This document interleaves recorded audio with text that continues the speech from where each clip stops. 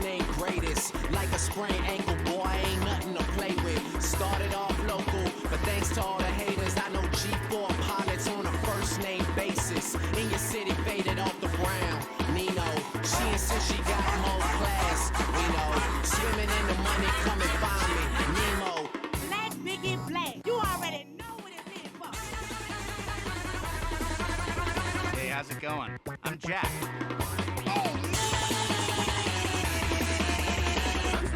I have to start saying hello to people. Actually, I'll just wait. Hold on. I'll at least deafen myself.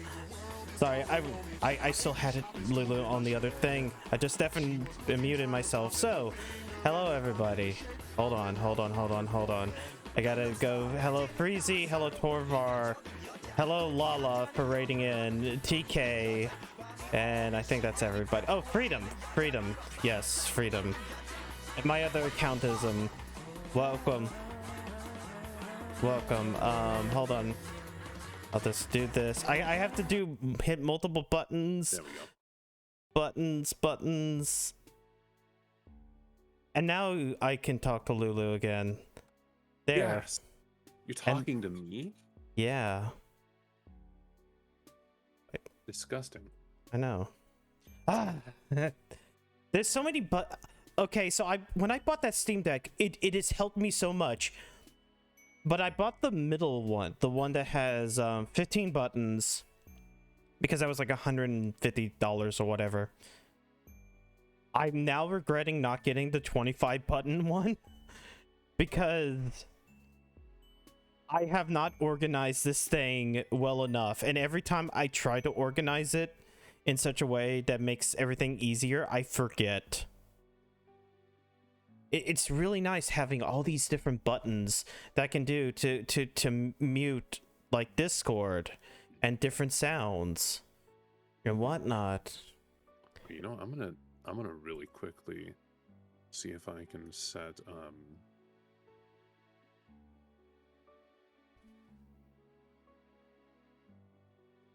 there.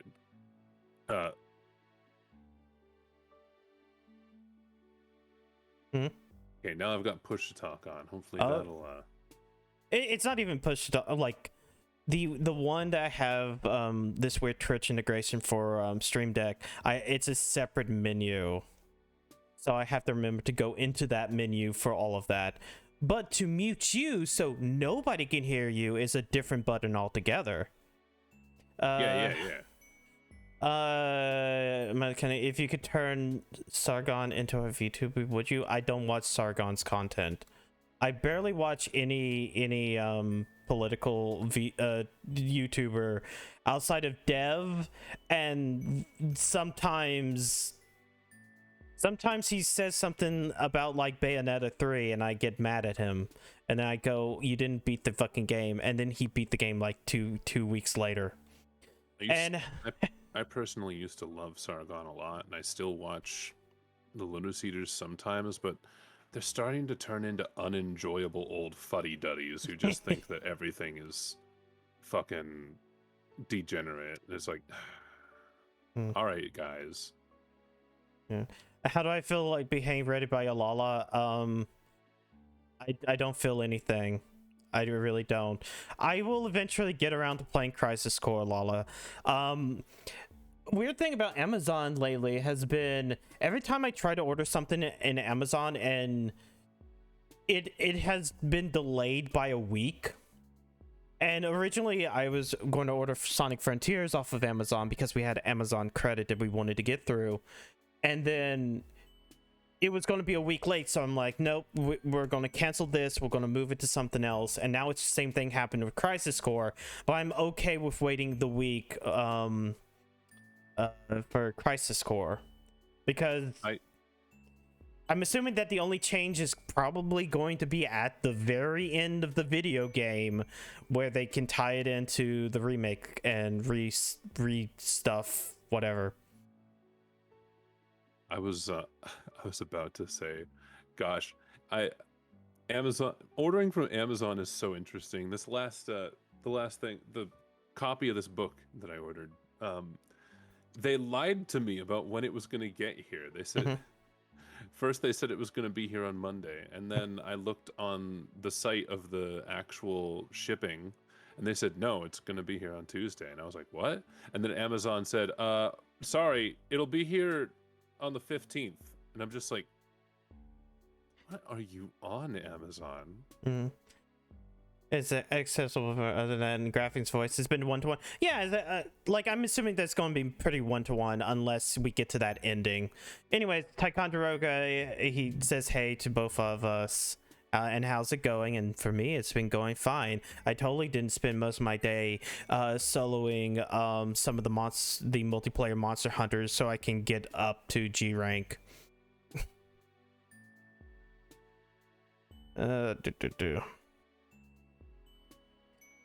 Okay, yeah, send them to your free times. All right.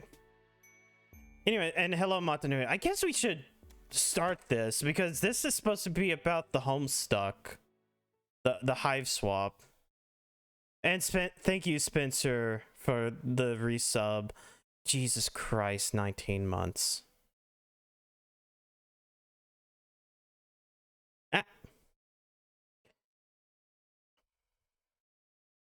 And thank you, my other accountism, for the 201 bit. 201 bit. Yeah, it's like 201. Not an even number. You needed the extra penny. Lala, you can't get bits until you reach God. Well, affiliate, which means that you need to stream more and you need to reach certain metrics. AKA, you need 50 followers and like what is it? No, it's 3 viewers average. So you can't get bits yet.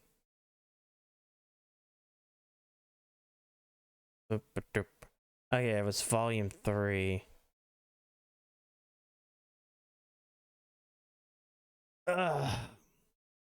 But anyways, are you ready, Lulu?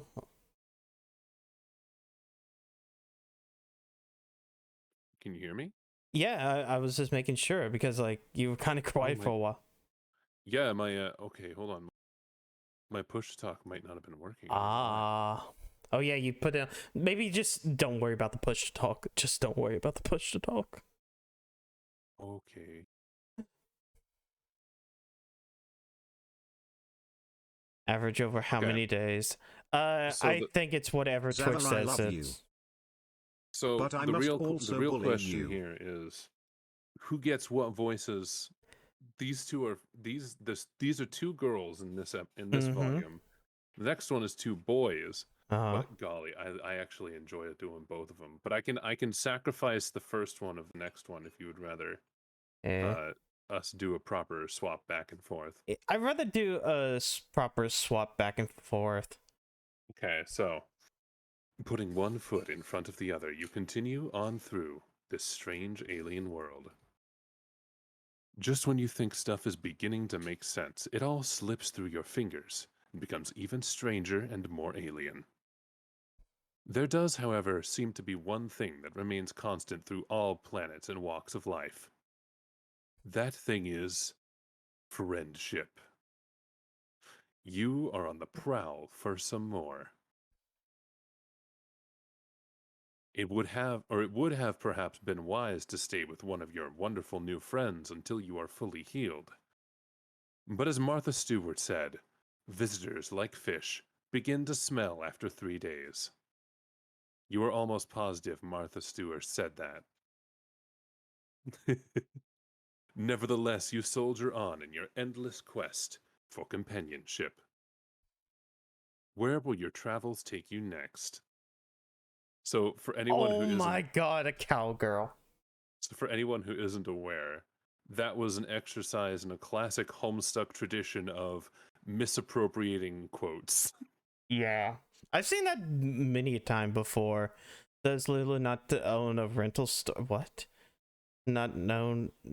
Oh, y'all keep saying stuff that's not true. Wait, hold Don't. on. I'm not in your chat. Oh Let me, yeah, you let me pop look it at up. what they're saying about me. No, they're saying stuff about me. They're talking about how they're still going off about the Earthbound thing. I didn't steal a copy of Earthbound. If I did, I would have sold it for like 300, $400 by now. 300 or 400 bucks? Yeah, Damn. it's Earthbound is really expensive. All right, you Like, chuckle fucks. I'm watching his chat now. I can see what you say about me. You best be prepared. I'm gonna pick All the right, cowgirl. I want to do the cowgirl. you want to do the cowgirl? All right. Yes. As dawn approaches, you find yourself heading out of the big city and into the rustic outskirts. Man, the sun sure is bright on this planet. It's rising over the crest of the distant hills, a huge fiery ball. The later it gets, the bigger and bigger it grows. Way bigger than you ever seen the sun on Earth. What's that smell? Could it be your flesh beginning to sizzle? Fantastic! You love the country. No wonder the nightlife seems so active on Alternia. They're all nocturnal to avoid brutal daily roasting. You reach into your pocket for your cool new shades, but you appear to have left them at your friend's house. Fuck. You gotta get yourself together. The recent physical trauma and extensive blood loss has you a little fuzzy. You weren't built for this wilderness survival shit. You're starting to wish you'd just stolen a fucking Lamborghini or something instead of a spaceship. This seriously isn't looking good. The city is too far away now for you to turn back, so you have no choice but to keep walking. Maybe you can find a cave or a hole in the ground. Maybe you can just cover yourself with grass. You wish that someone had mentioned the Death Sun in between offering you alien meat products and calling you their muse. Off to your left in the distance, you catch sight of what might be the shimmer of sunlight on glass. A window? A solar panel? You could seriously clean up with renewable energy on this planet. Should you change your trajectory and go toward the shimmer, it might just be a mirage. Oh boy, hey. We've hit a choice before we even met a person. Oh wait, I forgot to set up. Go straight to the dashboard for this stuff. I forgot we've been doing polls for it. Also, You hello, forgot? Maverick. Kind of. Yeah. I forgot that I need to set up for that. Damn. 2, 1. No, you don't get to do that in chat. I have to make the poll. Make the poll. We need to make the poll. Which choice? 1, 2. Once again, you can influence votes. Okay, good. Everything's still up there. For one, where's the hit women option? I don't know. Lulu, when do we get to hit women? I'm not sure that our fragile, feeble human arms could possibly do anything to someone. Also, Spencer asks, how's it going? It's going. Enjoying myself.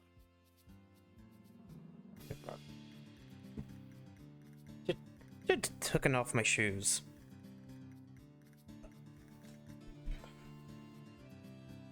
Us. Yeah, I'm sure if we tried to hit anyone on this planet, we'd break our bones. But hey, it'll be fine. They got wonderful, instant, painful medicine. All right, 1. We're going towards Really? the shimmer. Yeah. Alright. You suck. I'm surprised. Well, Lala wasted 100 channel points, so. You turn your aching, stinging meat sack toward the distant, promising sparkle of safety and succor. You focus on just staying upright, one step at a time. Just keep swimming or whatever. God, this sun, though. You need SPF 5 million for this nonsense. But then, almost like it has picked itself up to come scuttling to meet you, you suddenly find yourself in front of a long, low structure. You let out a yelp of anguish, pounding on the door. At least you hope it's the door. What in the world? The door opens and you fall inside with one of the most pathetic whimpers of your career. Blessed darkness closes in on you. From right beside you comes a snuffling yip, like some joker is making fun of your dire situation. Something warm and wet glides up your stinging cheek. Hold on, lady. Give him some room. A pair of hands help you sit up gently. Your eyes haven't adjusted enough to make out more than a couple shapes, one upright, one lower to the ground. What are you doing out there? Can you stand? Strong arms pull you to your feet. You wonder if anyone on this planet is strong, or if everyone on this planet is strong, or if you are just extremely flimsy. They guide you to a chair at the end of a long table. Huh. Hold on. What? Wait, shit. Go back. No, it's just like all of a sudden it seems like all the items they're throwing have not been hitting. And then my other account isn't wanted a nay. Stutteringly. Yeah. Stutteringly. You begin to explain yourself that you are an injured, exhausted traveler who is ravenous for pals. Yeah, let me just, I'm sorry about Huh. Oh, I think I know what it is. No? Hold on. I think I know what's going on. Something is not updating. Oh, I know why. No? Oh? That's weird. Because here's the fun part. For some reason, something is not updating on my end with the... Where is it? Where's stab? Near for ye 2024 give PLZ cap. Well, while you're fixing that, I'm gonna go get a drink. Yeah. Okay, what's funny is that it is absolutely 100%, and oh, now it updated? Well, whatever. And I guess I'll yee fucking goddamn. But nay. I'm not not for ye, but just for nay. God.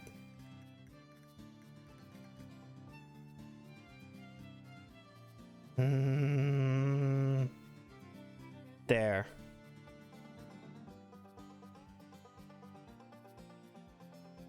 But yeah, I don't know why that didn't update.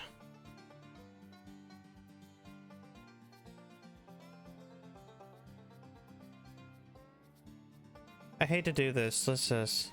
Not. Huh. Not. Yeah, that's weird. For some reason, it's taking a while to update the health bar. But if it's...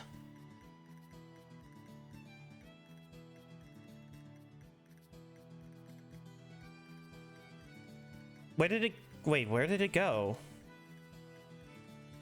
Oh, this is gonna be fucking stupid. Alright, I think I know what I need to do. Keep that over here and there. Look. I legitimately moved this window over to a different monitor, and I think that's what's causing it. Not. Not. Not. See, okay, it's working. It's all working again. It's all working again. Not. Yeah, close that menu. And we'll wait for... I just saw some refer to Arabic as death squiggles. Jesus I'm dying. Christ.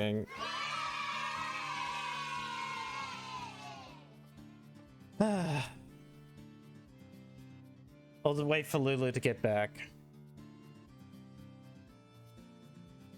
But things are fixed. Hopefully they'll stay fixed.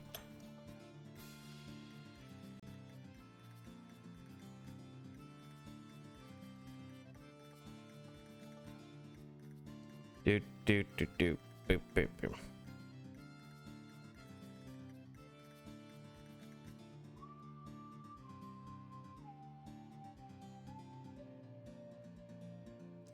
Do, do, do, do, do. Man, I she's lied. a I got drink and an eat. there you go. The thingy. I had to mix my tea, and I just decided, well, fuck it, I'm gonna make some food too. All right. Okay, everything's here. fixed. Everything's fixed. Hopefully it'll stay fixed, but everything is fixed. Don't be jealous of Mama Lulu. We still Alright. love your perky tits, Kappa. Yeah. Well, bless your heart. Hey, But work hold a on little a tick. harder. Dinner's about to burn. Now that your rescuer mentions it, you do smell something. It smells amazing. Funny you should blunder in here like that. I was just saying, wasn't I, lady? It's been so long since we had any sort of guests who weren't Imperial drones or out to rob us. You rub at your watering, slowly clearing eyes. And when you look back up to your rescuer your rescuer finally comes into focus. She's tall. Taller than anyone else you've met here, you think. Also, maybe a little older? Not that you're an expert in troll physiology, she just has an air of knowledgeable competence. She's wearing a fringed jacket and holding up a plate. There you go. Your Oculus feeling any better? By the by, my name is Skylar. Pleased to meet you. And here's Lady. I mean Skyla, but also Skilla. I would personally go with Skilla. Skilla? Yeah, here's a reason why.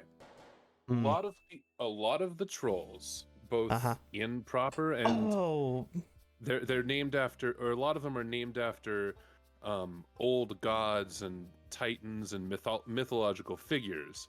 And Scylla is one of those Greek ones. Like if you remember. No, wait. Oh. But that would be Scylla, right? Yeah, it's misspelled with a K instead. Which in makes Greek me go mythology. Skyla because I've seen Skyla so many and times. you think Skylar, right? Yeah. Skylar. Exactly. But Scylla, or Scylla, is a legendary monster who lives on one side of a narrow channel of water, on the Charybdis.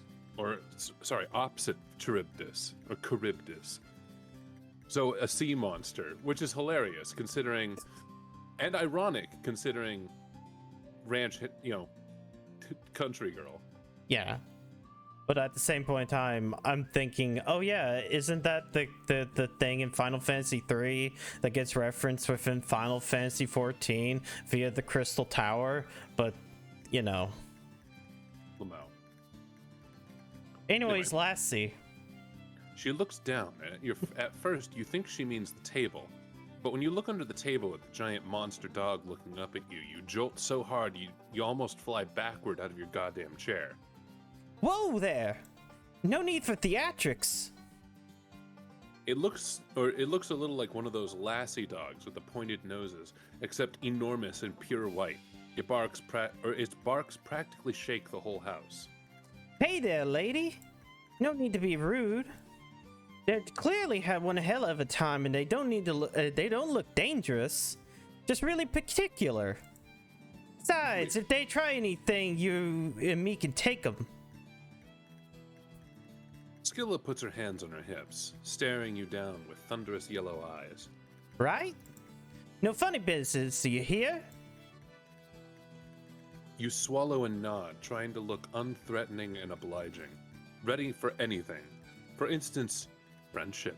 You are so ready for that. Scylla sets down the plate she's holding. Here, have a grub cake. There's plenty. That sounds gross as hell, but what's sitting on the plate looks and smells exactly like a normal pancake. Golden brown and crispy at the edges. There's boiled tree blood there too, if you like. And churned dairy product. She puts down a carafe of syrup and a dish of butter. Man, everything here has really weird names. Scylla pours out a cup of some very familiar smelling liquid. Brown bean juice, you guess. Scylla raises an eyebrow. No. That's just coffee. Why did I go British for that? Good job. I don't know. So, look. She sits down next to you. Sometimes British people and Southerners go together. You're lucky that we're only out in light at dawn. Nobody wants to be out in direct alternating sunlight besides Jade Bloods. And no offense, but you certainly ain't any Jade Blood that I've ever seen. At first I thought you were some sort of mutated Lucis, cause you didn't have horns and you were grunting and yiping up a storm back there. But you're an alien, right? Yippin'? I would say yipin' because I would assume Southerners would say yipin'. Don't worry, I won't call the drones. I'd best be getting used to being around aliens anyway. Seeing as how I'm be seeing a whole mess of y'all come next sweep.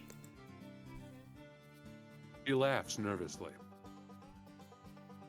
You aren't sure what she's talking about. Do you even need to specify that anymore? It's just natural law at this point. Gravity, the conservation of energy, and you don't know what the fuck is going on. Lady, would you mind drawing a bath for a guest? No offense, but you smell like you could use one. You can't argue with that. You offer her a cautious smile. God, she seems so nice and caring, but you've been burned before, and cut, and generally kicked around by fate. It's a tough world out there, but you want to trust Skilla. Lady takes a bucket in her muzzle and runs out into the yard, getting up on her hind legs and batting at the door latch to open it. It's adorable. The sun is high enough now that the whole landscape outside is washed in white. Oh God, the dog. Oh, it's sweet of you to worry. Lucy and I are, Lucy are fine. Lucy are fine going outside for a little while in daylight. The coats reflect light or something to that effect. I don't really know how it works. I ain't exactly known for my scientific acumen. Acumen. Listen, you're reading this with an English major. I'm sorry. Wow. I'll correct you when it's appropriate. But hope you're okay with that. But she's Southern. It's gonna. All I want to do is say it how the Southern person would say it. I've never heard a Southern person say acumen. Acumen. I've actually heard Southern people say acumen. Acumen. I haven't gotten. Maybe this is more Texan, anyways. Whoops! Did I skip? Wait, did I skip? Hold on. You might, but you know you can click on the. You tell her that she seems pretty smart from where you're standing, but also you can click on the left side of the screen, and I believe it'll take us back. Yeah. Oh. No. I mean, like, click on the left side of the screen up above. Like left side. I know. Well, no. maybe you have to turn it on. Yeah, I would have to turn it on, I guess. Go to the options real quick. Roll back. Roll back side left. There you go. So then and I now just you hit. can roll us back if you accidentally click. Okay, yeah. There we go. You tell her that she seems pretty smart from where you're standing. As cynical as you are becoming, you just can't help trying to be her friend. She's so nice and, wow, really pretty. Not that that's a requirement for friendship, but your retinas would have to be way more scalded than they are to not notice that. That's nice of you to say, but it wouldn't really matter if I was a bona fide genius. Someone of my caste could never hope to rise up in the ranks. Best I can hope for is hauling crates on some cargo vessel. Ranks? Cargo vessel? You swallow your bite of grub cake, ready to ask her if she is thinking about joining the military, but just then a swell of noise erupts from outside the house. Shouts, crashes, and ladies' frantic barks. Skilla gasps and launches herself out of her chair, knocking over the carafe of syrup. It oozes across the tabletop in a sticky wave. Oh no! Not now! What the hell is going on? Bandits! Goddamn Lucis thieves! You don't get this chance to ask anything else before Skilla careens toward the door, throwing up an arm as blazing white light pours in. Oh God. She's going to go outside and burn up. She isn't thinking straight. You've got to do something. Yo, hey, we're at that point. We can do another poll. Help.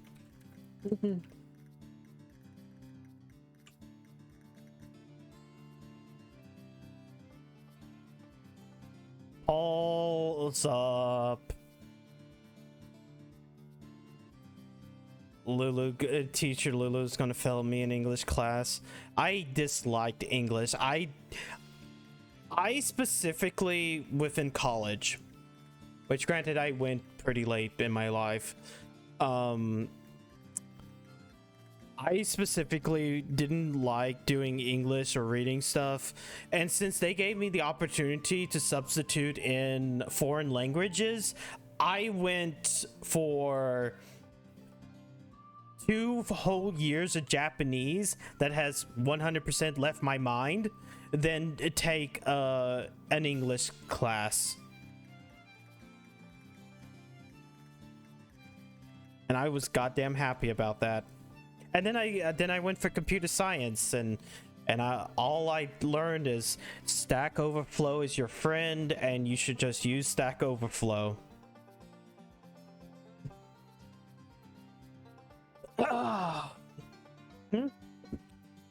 What? Nerd? Yeah, I'm a nerd. What about it? Anyways, am I having a stroke? No. So it looks like we're helping her. Yeah, it looks like we are helping her. Help her. Whoop. What the hell? You've already experienced the Alternian sun. It sucked a whole lot. Maybe now will suck less. Maybe, or because of how bad it sucked then. Just a sliding scale of suckage. Skilla plunges out into the daylight in the direction of the commotion, and like a big dumb asshole, you barrel out into the blazing hellscape after her. Surprise, it still sucks. You've had sunburns before, but this is ridiculous. This is a fucking monster of a gas giant pointing and laughing at the tiny speck of humanity you represent, trembling before the void. It's a pure assault in all of your senses. The light is almost as bad as the heat, and you put up your arms to block the glare, following the dust Skilla kicks up behind her. You doubt your eyes will actually ever adjust to this fuckery, but you can see a little better than before. There are about a dozen of them, all of them trolls, all wearing dark padded outfits that cover their faces. They look halfway between hazmat suits and SWAT uniforms. All of them have big, fake-looking guns that probably aren't fake. In fact, one of them shoots a laser at your face. You duck and it leaves a blazing heat trail across your cheek. But, as all of you is currently burning, it doesn't really break your stride. Skilla throws herself into the fray, letting out a war cry accompanied by the sound of a fist hitting flesh. It's 12 against 2, which, if you remember your fractions right, is not unlike 6 against 1. But these guys had probably not been expecting a frontal assault, and they had definitely not been expecting a Skilla, who is frankly fucking terrifying. She shoves 3 trolls down like dominoes, grabbing up a discarded gun and shooting all 3 while they're on the ground. You have never been in a fight before, a fucking all-out brawl. It's scary, but now that you're in the thick of it, also kind of awesome. Sure, your skin is burning and you could be killed at any moment, but that's just how it goes on this planet. You just gotta get into the swing of things.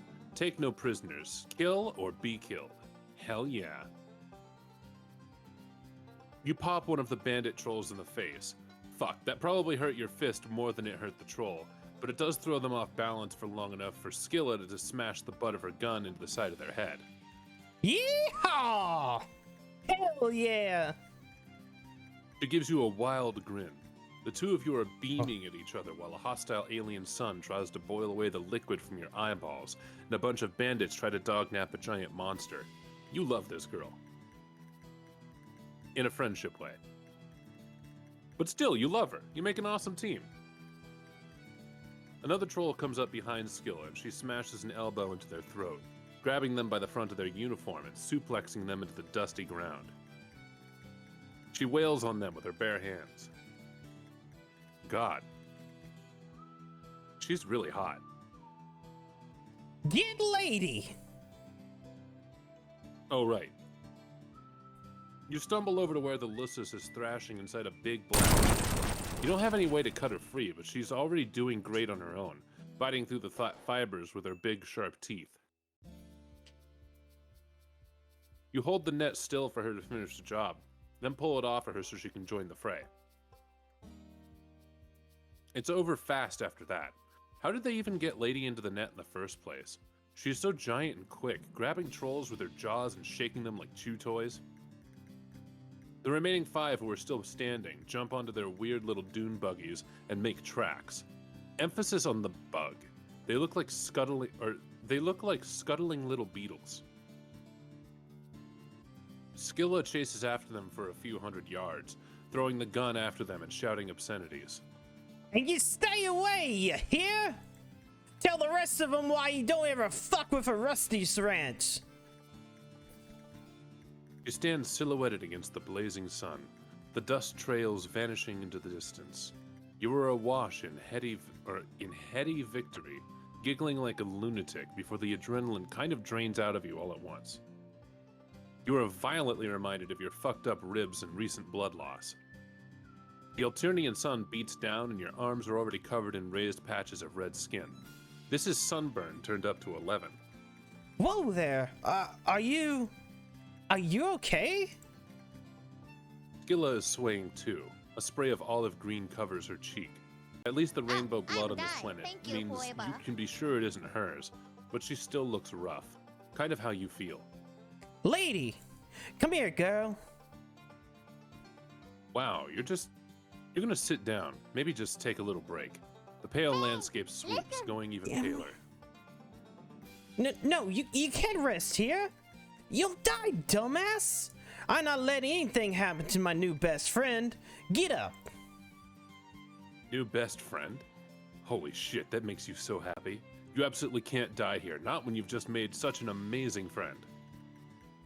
Somehow, the two of you manage to drag each other across the yard and toward the house. Hive, you're gonna get this lingo down if it kills you. Whenever you feel yourself about to fall forward, you lean on Skilla. When you start to fall back, Lady is there to brace herself against the back of your knees. She's such a good Lusus. You wonder if she'll be your friend too. Her muzzle is dripping with a soup of multicolored alien blood. Ugh. When you get back into the darkness of the hive, you can't see shit. Dang, your species really ain't suited for this kind of environment, huh? You can't even see you in the dark. In demonstration, you walk right into the table. You've about had it with tables. You are sworn enemies at this point. Please don't knock down my nutritious platform. Nutrition platform. I built it myself. She sounds exhausted but giddy. Dang, you really did that thing, didn't you? You kind of want to go in for the hug, but that sunburn is really something. It feels like tiny needles piercing your arms and cheeks. The back of your neck is a colony of fire ants. I'll have 2 number 9s. Hold on, or dev rated. 9 large. Yeah, I noticed. Number 6 Yeah, and also I noticed that my raid thing didn't go off. 2 number What the hell? 45s, 1 with cheese, and a What the large hell? Why didn't? Let me make sure that it. No raid. Hey, Sean no. Iman. Send signal.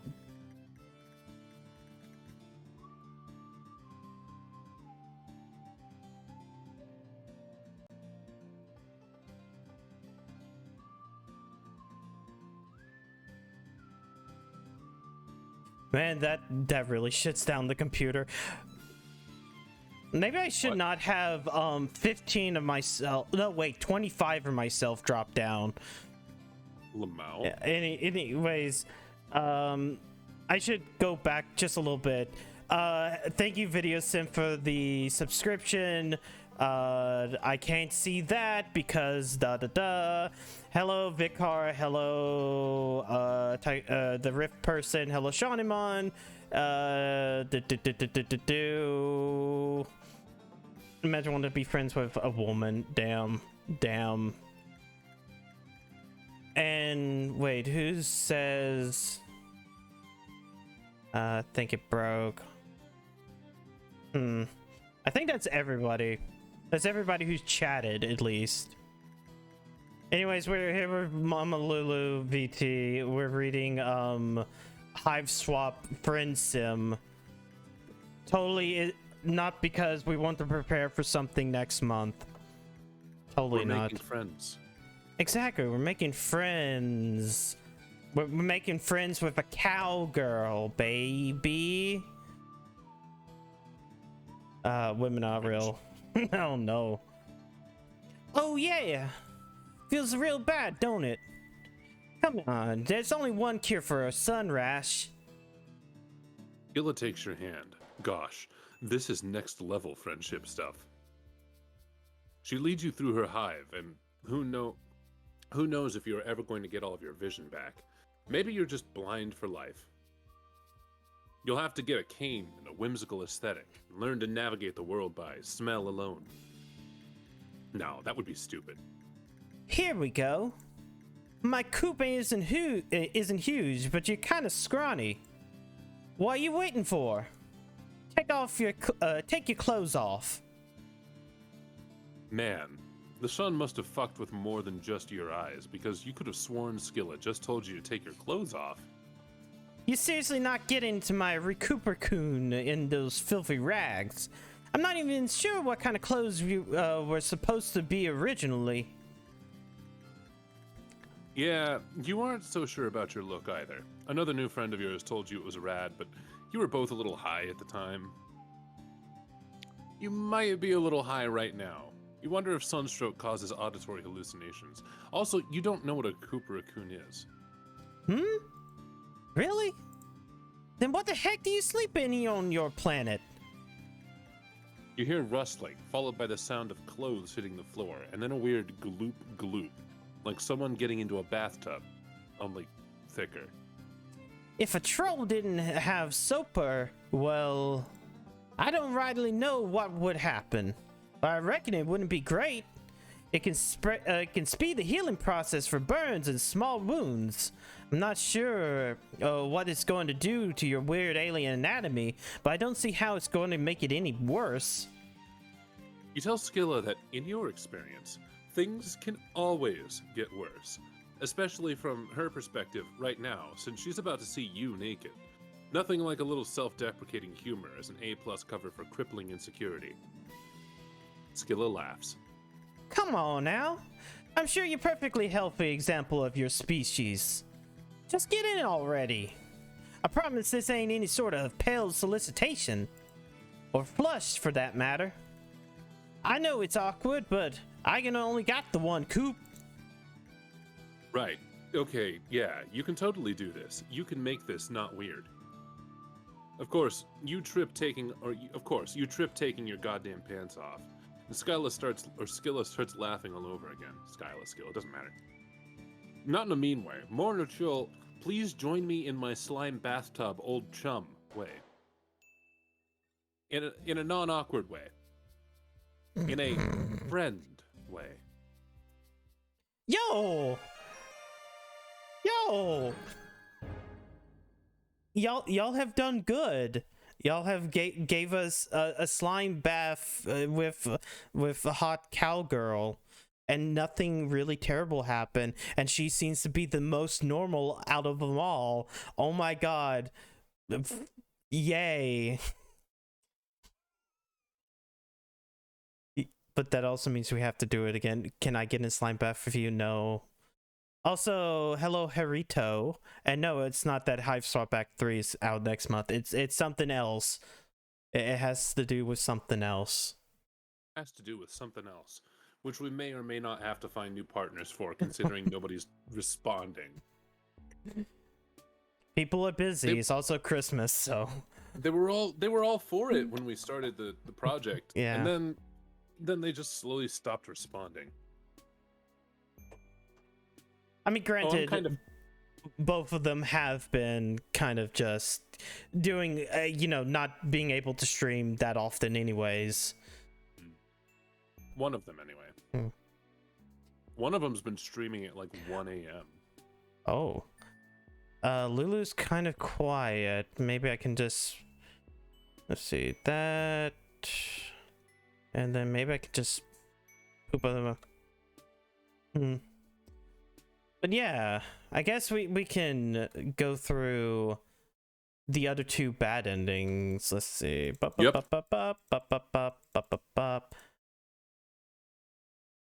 Skip. Forget it. Honestly, you could probably see this one coming.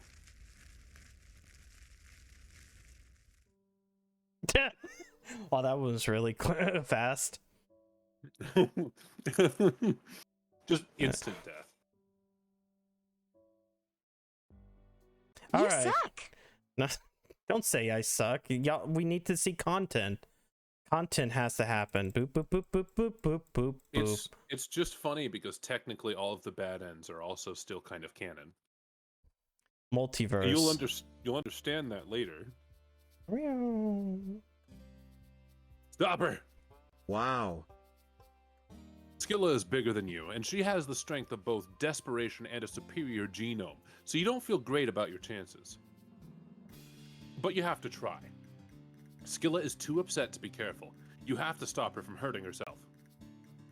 You stumbled into her house all gross and pathetic and alien, and she didn't turn you away. She gave you pancakes for Chris' sake. Grub cakes, whatever. And it isn't just the sun. From the number of voices, there's gotta be 20 people out there. She doesn't stand a chance. You run up behind her and hook your arms under hers, hauling her back by the armpits. She struggles, jabbing her elbow into your aching ribs. Let me go! You don't understand. They'll take her! Lady! You hold grimly on, going limp and using gravity and your own dead weight to pull her down to the floor. Through wheezing breaths, you tell her she can't go out there. Didn't she just tell you that you'd never have survived if it had been later than dawn? You probably aren't making much sense, but you keep up a stream of worthless bullshit until something catches. Would your Lucis really want this for you, Skilla? Would Lady really want you to sacrifice yourself for her? Skilla goes rigid, and then all fight just drains out of her like blood down a drain. She sags back into your arms. The two of you watch Lady thrashing in a huge black net as several of the figures haul her away. The sun is too bright to see them clearly, but they appear to be herding more white creatures out of a paddock into a collection of vehicles. The herd. She says it so quietly, you feel it more than hear it. You continue to watch as Lady is packed into one of the vehicles, and they drive away, kicking up clouds of dust that glimmer in the brutal sun. You can let me go now. I'm not gonna throw myself out into the daylight like a romance novel heroine. You realize just how tight you're holding on to her and loosen your arms, pulling away and sitting up. Skilla's cheeks are wet with tears, but she quickly shakes her hair into her face to hide it. That makes your heart hurt. You want to tell her that everything is going to be okay, but you make it a point not to lie to your friends. You have absolutely no idea how it's going to be. And before you can say anything at all, she gets up and disappears through a door and further into the house. Well? Give her some space. Decide to mind your own business. Well, you do try the door, but it's locked. Best to keep occupied and do what you can for her. First, you shut the door to keep that sweltering heat and blinding light out. Then, you tidy up the kitchen a little. Everything here is oddly textured and colored, the shapes usually organic. Some of it is worryingly scuttly and alive. You do your best. You mop up the syrup and straighten the chairs. You're just trying to figure out how to get the sink to spit out some water onto the dirty dishes when Skilla comes back out. Her eyes are dry and her hair is combed back out of her face. Don't you worry about that. You're gonna break something. She plays with one of her beaded bracelets with nervous little fidgets of her fingers. I could never have taken those fellas by myself. Especially not in broad daylight. I want to thank you for stepping in and stopping me. I was overwrought. You nod, accepting her thanks. She doesn't seem overwrought anymore, just numb. Wow, this is actually a legitimately terrible situation. Not even in a dumb, zany way like all the other horse shit that has happened to you recently. You wonder who those guys even were. Lucis thieves. They've come before, but always at night and never in such large numbers. So Lady and me could always take them. I never expected anything like this. For them to come out like in force like this in the middle of the day. She sits down at the table, putting her elbow in a patch of syrup you missed. You offer her the dishcloth and notice several little discolored patches in her arm. It looks like she got burned just from having her arm out the door for like a minute and a half. You're really glad you didn't let her go out there. You've endured a lot of heinous shit on your short span on this planet. Injuries and lots of added insults to those injuries. But the time you spend with Skilla waiting for the sun to go down is some of the worst and the most hopeless. You don't know what to say to her, or say to help her. You aren't actually her friend. You aren't even the same species. The troll-Lucis relationship is a little confusing, but they seem to be some combination of caretaker and pet, more symbiotic than parent and child. Finally, it gets late enough to venture outside, and you follow Skilla out to the empty paddock. There's nothing out here but a broken fence and trampled ground. Lots of kids lose their Lucy. It's just a part of life. I would have been headed into the ordeals next sweep anyways. I would never have seen her again.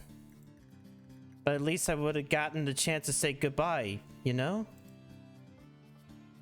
Kind of a bummer how resigned everyone on this planet seems to terrible things happening. Then again, you guess that's sort of true on your planet too. Existence. Just a goddamn mess. You try to give her the most understanding look you can.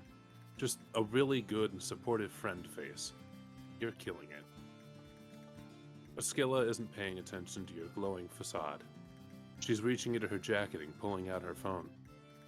What the hell? My palm husk is blowing up. Oh, God! Skilla drops her phone in the dirt and claps a hand over her mouth. Her eyes sparkle with tears. You pick it up. It's kind of squishy and squirms in your hand a little, which you don't love. You also don't love what's on the screen. It's a troll in a mask, holding a gun on Lady, who is still in that net, baring her teeth. The gun looks fake, kind of like a Nerf gun. You bet it's not a Nerf gun. The photo is accompanied by more of that spiky text that you can't read. Hey, how can you understand the Alternian spoken language, but not the written? You decide not to think about it too hard. Waste of time. They send a ransom demand. They say if I can't pay, they'll sell her. Troll Lucy are valued for their strength all over the galaxy. The heiress knows about the black market, but she doesn't do anything about it. She just takes a cut. You ask her how much the ransom demand is for, as if you have a penny to your name. She tells you a number that sounds stupidly large, even without knowing the exchange rate to Earth money. They're just mocking me. They know a bronze blood can't afford this. They just want to force me to fail her one more time. Her voice breaks on a sob. You reach over and put your hand on her arm. She looks at you with big, watery eyes, and you brace for her to fall into your arms sobbing. You're actually kind of hoping for it. Not that you're the type to want to profit off another's pain, but you're pretty sure that offering comfort in a time of crisis is a first-class ticket to Friendsville. Instead, Skilla gives you a hard shove backward. You take 2 stumbling steps and fall on your ass. Something squishes underneath you. A cow pad or something alive. You aren't sure which you'd prefer, honestly. Sorry. I didn't actually push you that hard. Your species seems pretty flimsy. I don't want sympathy right now. Especially not from you. She stands framed between the 2 moons. Some trick of perspective making her look just as distant and just as sad. Not that moons are inherently sad. Whatever, that's not the issue right now. Had Skilla been lying to you before when she said she doesn't blame you? She'd even thanked you for stopping her from killing herself. No, I don't blame you. I just can't stand the sight of you. Looking at you reminds me of losing Lady, and I don't think that'll ever change. Sorry. I really was hoping we could be friends. It's a really long time since I've seen anybody out here that goes on 2 legs instead of 4. But I just don't think it's gonna work out. If you start walking now, you can probably make it to the city before sunrise. Or there's a Jade Blood colony nearby if you want to inflict your personal brand of assistance on them. Bye. You leave with your proverbial tail between your legs, and the last glimpse you get of Skilla, she's standing next to the empty paddock, staring at the ground.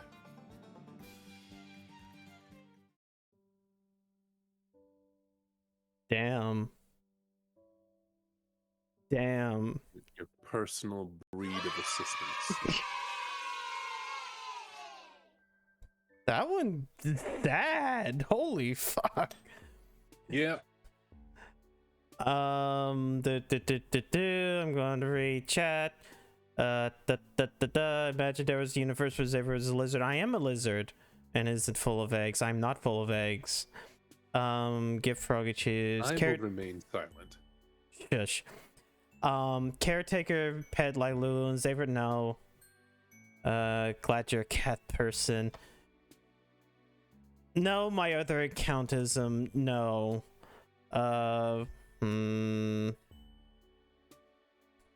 Also free, which is an ending considered canon? Is any ending canon? Is anything real? Hello, Jadowski. Even though I think I said hello earlier. Well, Jadowski, for the sake of continuity, the good endings are the canon. They are the point to point, or point A to point B canon. The bad endings are also still kind of canon, in a peripheral kind of sense, in a grand narrative sense. It's so like it's like the Undertale and what. Without spoiling anything, what ends up happening is that the knowledge that we as a character accumulate through the bad endings inevitably makes its way into our character, and they start knowing things that they shouldn't have because the only way that they could have had that information was if they'd gone down a bad path. But oh wait, so Undertale's the wrong thing I should say. The right thing I should say is AI the Somnium Files. Perhaps. Also, Maverick Hunter, shut up. Look. I will eat your entire soul. Hey, it's fine. I mean, right before stream, for luck's sakes, the Megalomania Cross Megalomania song played, so I felt that was fitting. Man, Megalomania is such a good song. All right, guess it's my turn. Yep. Boop boop boop boop boop boom. In the next one, I'll let you have the teal blood, but I want to let you know, I kind when I do his voice, I like to make him sound a little bit devious. Because just from the image, I thought he was going to be like a pasture. He's something similar. No, the religious are almost exclusively in the purple clown cast. Oh yeah, because they're the Juggalo cast. You've been traveling through a cave network for a while now. The Ridge of Stone is welcome respite from the eerily organic infrastructure you've been encountering. Respite. I know, respite, but it is actually pronounced respite. English major. So, welcome respite. Thank you. But it's also providing an unwelcome respite from friend making. Hey, Maybe it's too work much to little hope harder. for that this cavern become home to another potential new buddy. Maybe leaving the big city behind was a horrible mistake. Just maybe these dark, cold tunnels are completely devoid of... Oh, hang on. There's a bunch of buildings in the distance. Oh, hello. I thought you were one of my girls, but you don't look like a Jade Blood. Or anything else, actually. How strange. You convey your usual spiel regarding your circumstances. You are lost and lonely, and your ribs are still broken, you think? Honestly, the ribs are fine. You could use another friend or two. I see. My first responsibility is to my Jades and the Mother Grub, so I can't make any promises of friendship just yet, but you do look like you need someone to take care of you. Here in the Brooding Caverns, we follow a few simple rules. Oh no. Oh no. 1. Don't invite drama from up top down below. 2. Protect the Mother Grub. 3. We have no hierarchy, but do what I say. Let's do everything we can to keep our current record of dozens of sweeps without any Jades being cold. You're not sure what half of those words mean, but you nod your head. Good. I'll take you to our hive. Follow me. You follow her into her hive, which looks like a school or some kind of dormitory, with multiple rooms and multiple floors. Usually more of my Jades are around. I suppose that everyone is out watching the Imperial drones arrive with the filial pails. Girls, we have a visitor to our caverns. 1. Do not be alarmed by their bizarre appearance. They seem to be harmless and quite weak. 2. Do not give them more injuries than they already have. Our visitor deserves a warm jade-blooded welcome.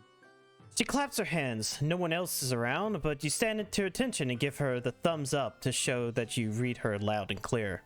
You notice that she called you visitor and not friend, but that's okay. You can do whatever it takes until you upgrade it from visitor to friend, or at very least, charity case. You follow her upstairs and she stops at a big room on the second floor. When you step into it, you have clap your hand over your mouth to keep from gagging at the revolting sight. There are big, baby-sized larvae-looking things all over the floor, squirming around and crying and inchworming out of kiddie pools of green slime. What the hell? This is our nursery. Most of these wigglers are sick or injured, so we look after them in here until they're well enough to go back out into the caverns and spin their cocoons. She looks shifty all of a sudden, giving you some side-eye like she's sizing you up. You try to look very non-threatening and also 100% trustworthy. We keep this nursery on the down low. It's not against any laws, but it's something of a break with tradition to save any of the grubs instead of just letting them die.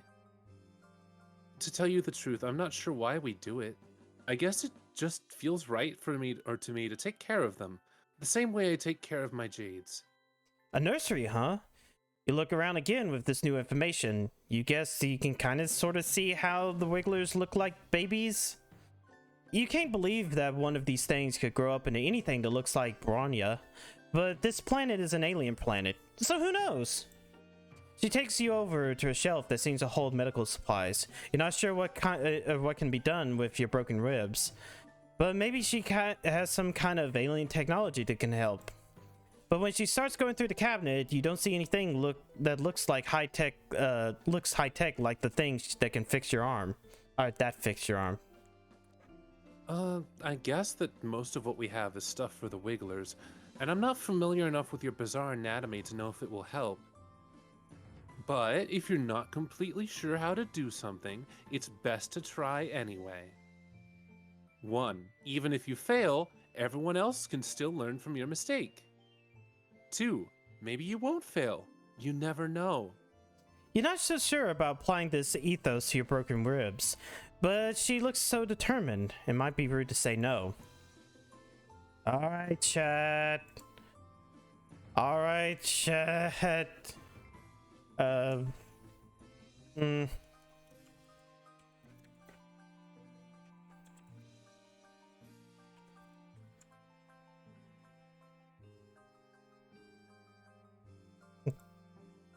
Wait, did I go? Wait. Content does not meet guidelines. Whoops. Okay, What? sorry, when I was creating the poll, Content does not meet guidelines. Okay, I guess I can't use those words. Let's do this. What words did you try to use? Crazy and insane. Because I have a feeling that this person is crazy and or insane. No, definitely not. I'm just gonna go ahead and let you know. No, not really. Not really. Because we're in the brooding pit, so therefore it's already fucking breed, and I'm sitting there looking at her thinking, okay, you have rules. I'm almost sitting back and saying that she's some weird, like, crazy person. The brooding caverns are a normal part of Alternian society.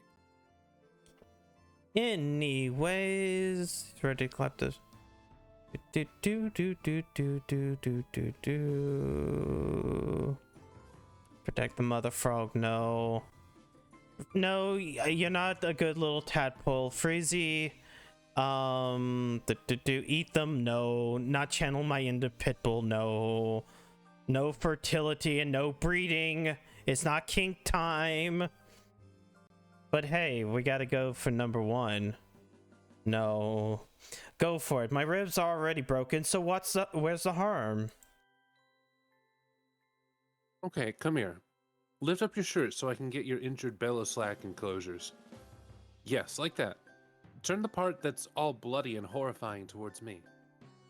She has something that looks like some kind of ointment? It's a shade of bright green, similar to the slime beds you see around the nursery, and it also seems to be glowing. It seems like there's nothing wrong with applying it to your skin. But despite your optimism, the second Bronya rubs some of it on your broken skin, you feel a searing hot pain like you've got doused with poison. You flinch back instinctively. Your momentum carries you too far, and you step back and you trip onto something behind your feet. You cartwheel your arms, but it's no use. You're going down. You're yelling timber. You fall on something soft and squishy. You feel something soft and squishy break your fall. You hear some kind of terrible squelching noise and some kind of animal squeal. You've fallen right on top of one of the wigglers. You roll off of it, but it's no use. It's squished flat. You're covered in olive fluid that you think might be its blood. You look up to see Bronya's horrified face and know there is no hope for friendship in those vengeful eyes. You might want to run before I throw you out this window and break the rest of your bones. Game over. That is two things that have died to your ass. Obviously, fucking Alternia's deadliest ass. Alternia's deadliest butt. Xavier kill them. Xavier be Wrigley. No. No. Now Drankic. No. Also, what did Twerv say? I want to see you suffer in a friendly way. But it is the second time it's happened. I can't believe it. Well, hey. Alright. Don't wait, no, y'all don't see that part. Seems like you're deadly cheeky. Real. Actually, I kind of forgot to bring back up this. No, your audience is gonna start developing crush fetish for you. Oh no. Thanks, but no thanks. I'll heal fine on my own. Oh, well, if you're sure. I'm worried about you, though. You seem like you need help, and I wish I could help you more. If I can't take care of someone, I'm not sure how we can ever truly be friends. You try to cheer her up, pointing out that friendship is a two-way street. After all, she doesn't have to be she doesn't have to concern herself with your mutilated frame. How can you help her instead? Well, sure, there are things that around here that I could use some assistance with. However, don't take this the wrong way, but we've only just met. I don't know that I can trust you to be as responsible as I am. It's not easy to be the one in charge. You have to be 1, conscientious, 2, considerate, and 3, competent at all times. You try to think of you try to think of the times in your life where you've been conscientious, considerate, or competent. You're drawing a bit of a blank, but hey, new planet, new you. You assure her that you have what it takes. I guess if you want to prove that you can be responsible, I can help you, or I can let you help me out today. It's a good time for a visit to the Mother Grub.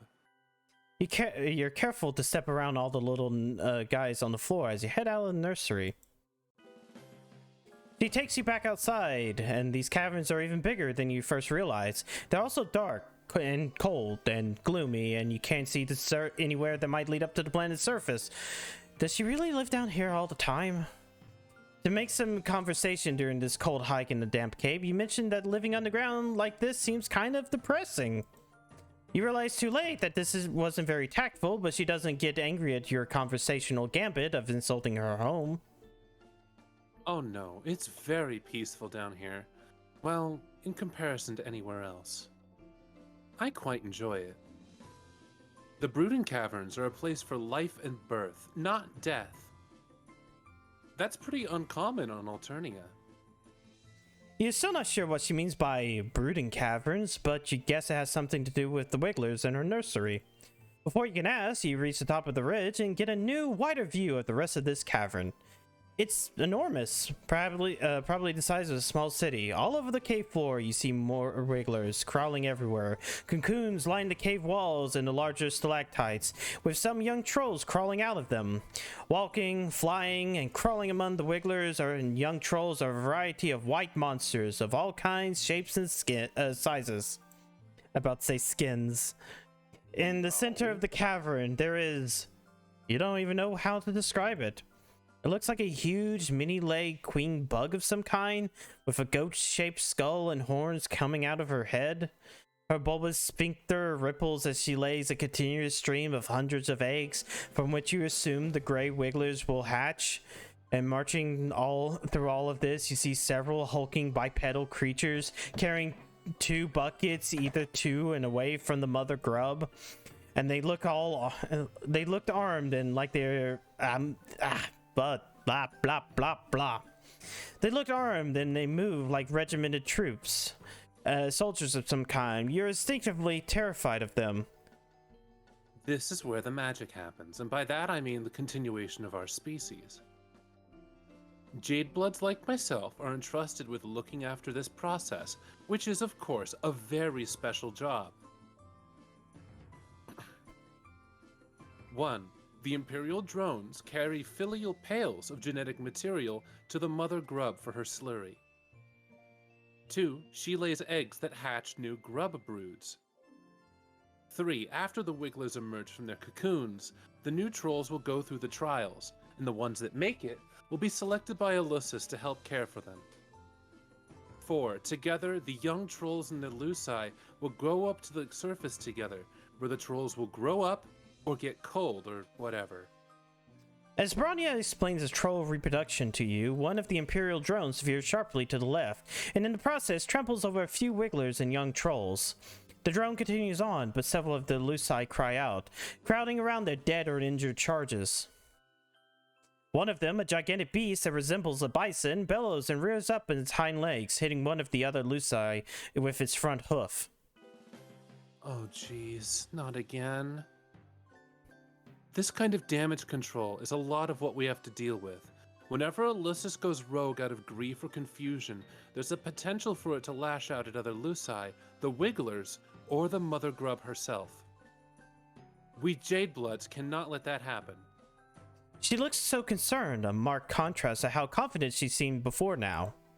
You offered to help her out earlier, and it seems like now's your chance. Someone has to stop that rogue Lucis, and that someone could be... you? Action pose. No.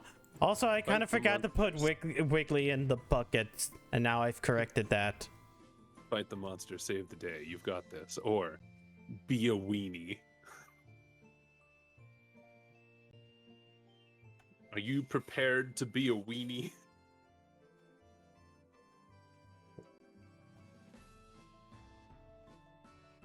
Weenie hut. Let's see. How are you still injured? What do you mean how?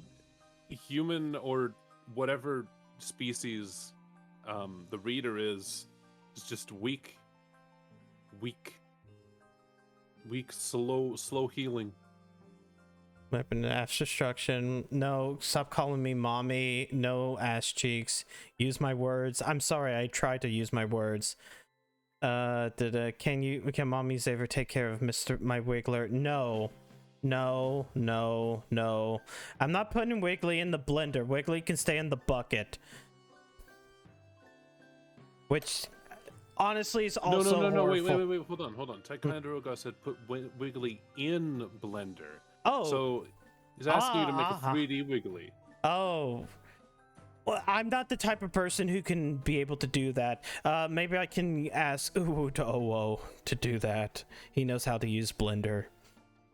50-50. All right, I have the tiebreaker. Okay. I have a coin. Let me wait, where's my Bitcoin?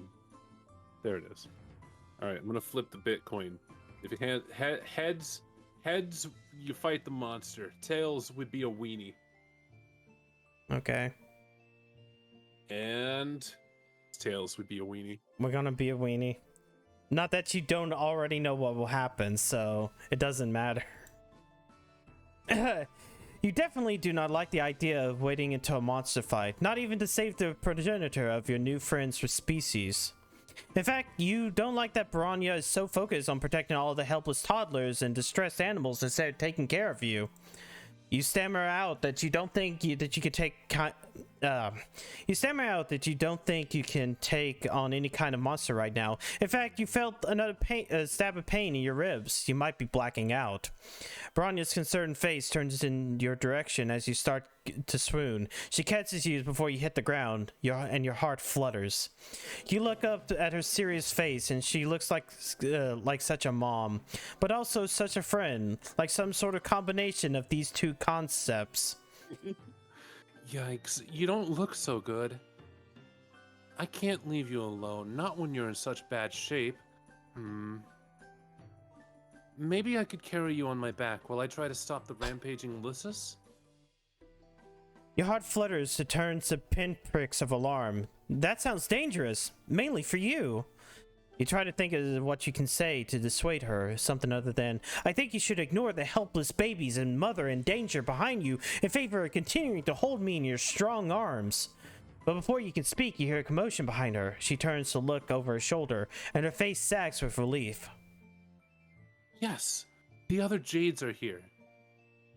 They should know what to do. We've taken care of crises like this before. Of course, usually I'm there to help. If you crane your neck, you catch a glimpse. You can just glimpse a crowd of trolls corralling the rogue Lucis away from the mother grub. And while other trolls calm the remaining Luci and swoop up any wigglers in harm's way. It looks I needn't have worried. They're more than capable of stepping in while I'm otherwise occupied. I'm so proud. You take this opportunity to compliment her on what a good leader she must be, to have trained the others so well. Super smooth. She beams at you and sets you down carefully on the cavern floor, kneeling at your side. This could have gone quite badly. I'm glad I didn't make the wrong choice when I stayed to help you instead of rushing off. It just goes to show, sometimes the best thing you can do for the group is take care of the weakest person in it. You kind of want to object to being called the weakest person, but you did just fake a fainting spell for attention, so maybe now isn't the best time. Instead, you thank her sincerely for sticking by your side. The two of you watch together as order is gradually restored to the chaos below. And even with your injuries, you feel close to content and quite hopeful about this relationship is progressing. How this relationship is progressing. You notice that at your side, several wigglers are blindly squirming around, confused and crying. There are some young trolls here too, looking around, all lost and bereft. You're not sure if their Luci ran off with the others that got involved with in the fracas, or if these little guys are orphans now. Now that you're seeing them out in the natural cavern light, the wigglers look less like maggots to you. In fact, they're even kind of cute. You can see why Bronya would want to take care of them. One of the smallest wigglers closest to you has somehow flipped himself over onto his back and seemed unable to right himself, his little legs waving in the air as while he cries. Trying to be careful with your ribs, you reach out to scoop him up and cradle him into your chest, rocking him back and forth until his cries quiet down. Wow, you have a very strong nurturing instinct. I think he likes you. You almost look like you could be his Lucis, or a Jade Blood. You are pleased as he approves of your caretaking display. The Wiggler's cough breaks through your haze of smug satisfaction, and when you look down, you realize he seems to be having some trouble breathing. You point this out to Bronya. Good observation. You really are a natural at taking care of other creatures, aren't you? Some people find that nurturing ability to be very attractive in a potential friend. But as for the Wiggler, this is definitely not a good sign. I'm surprised that none of these drones have noticed that he's sick. If we leave him here, he'll be cold for sure. Bronya takes the Wiggler from you, and you're more than happy to hand him over, considering that you have no idea what to do with a sick baby that's not your species. Also, your broken ribs make holding a baby kind of painful, and Bronya holds the Wiggler carefully, but with perfect ease. Just like you hope, she'll cradle your new friendship in its infancy. Once Bronya feels assured that her Jades have the situation at the Brooding Caverns under control, you both take the Wiggler back to the Jade Blood Nursery. You hover around uselessly while Bronya sets up some kind of crib filled with green slime. You're a little concerned when she takes the Wiggler and submerges him under the slime because, like, wasn't he already having trouble breathing? Surely drowning in slime won't help. The soaper should help strengthen his bellow sacs and soothe his sorrow shoot. When he gets healthy again, I'll take him back to the cavern and set him free to make his cocoon and pupate. But he's so small. It's unlikely that he'll survive the trials or be selected by a Lucis. You hate to see Bronya look so sad. You try to be sympathetic, mentioning your astute observation that the whole system set up with the Wigglers and trials and the culling seems pretty brutal. What? Oh no, I would never suggest... This is just the way the world works. And it's fine. It's fine. The trials are how young trolls prove that they're strong enough to survive. It's only right for the weak to be cold. It's fine. It's the purpose of Jade Bloods to ensure the continuation of our species, and consequently, the hemospectrum. Or hemospectrum, if you prefer. We are not revolutionaries. 2, we're meant to do our jobs and keep our heads down, and keep things running smoothly. 3, I would never presume to question the basic tenets of Alternian society. That would bring negative attention from the High Bloods, and I just want to keep my Jades safe. You look around the nursery and all of these injured or underdeveloped Wigglers that Bronya was apparently supposed to let die. You think it might not be true that she doesn't question the way her world works. She's looking at you like she's scared you call her on it and expose her little altruistic tendencies. You try to salvage this conversation thread. Did you say that calling Wigglers sounded brutal? You meant neutral. Yes, you feel 100% neutral on this topic, neither committed to the culling side of things, nor eager to take up arms in revolution. Yes. Neutral is how I feel about it as well. What a good word to describe exactly how I feel about all controversial political subjects. Did I mention that keeping this nursery isn't technically illegal? Because it isn't. Technically. There is no reason for any of Triz's drones to come investigating our hive. If any drones do come knocking, we have nothing to hide. No borderline revolutionary ideas will be tolerated within these walls. Bronya laughs nervously and looks around the room, like she's making sure that any Imperial drones hiding in here heard her announcement. You feel bad for how nervous she is. You didn't mean to freak her out. You should tell her that she sounded super convincing, and why shouldn't she? Because she's clearly telling the truth. If you're an Imperial drone, you would definitely be satisfied right now with her clearly law-abiding and neutral ways. Thank you.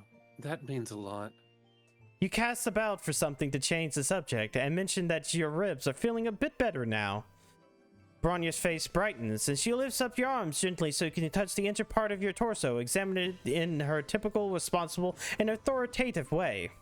You shiver and wonder if her touch has healing properties. I'm glad to hear that. After all, I don't like it when my friends suffer. Your heart leaps. You look up, scarcely allowing yourself to hope. Could it be? Or was she just making a general statement?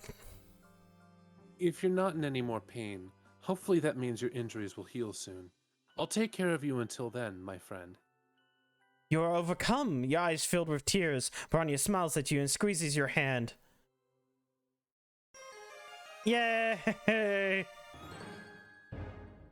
So, is the reader character naked, or...? No, because you...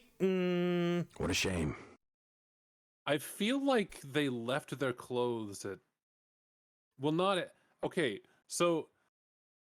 Continuity between the two stories in the same chapter can be a lot more choppy because different writers not collaborate, or not exactly directly collaborating, but at the same time, did we leave our clothing at Skilla's? Because she didn't lift your shirt, she just looked at your wound. It's fine. You don't have a penis nor any genitalia. It's fine. You're specifically in this for friendship and not for the lewdness. Even though the last chapter thing, you definitely wanted to fuck the cowgirl. Don't have PP. I mean, you can't both simultaneously. Yeah, you could have both, but okay. So the thing, Freezy, is that technically this reader character, this white thing with the face, that's a stand-in for you as the reader. So that's Xavier, or me, or you. That's you, actually. All of you. Cowgirl looks hot, though. Yes. Yeah, Cowgirl. Thank you, Berna. Cowgirl, it was hot. Cowgirl was hot. I know. Okay. I know that Freezy, the thing froze up. The program legitimately froze up. No, thank you for the synth. Actually, hold on. Let me check one thing. Yeah. Okay.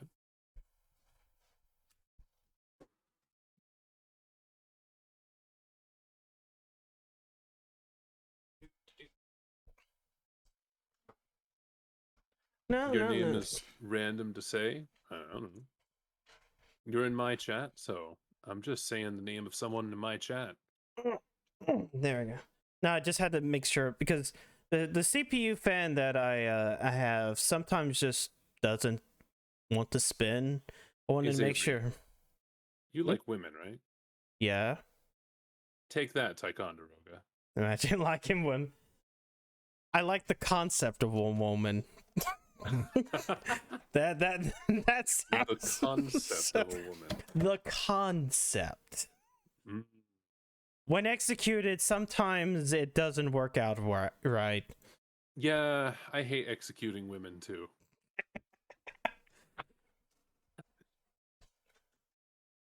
All right. Let's get that other bad end. Missed. You're gonna hate it, probably.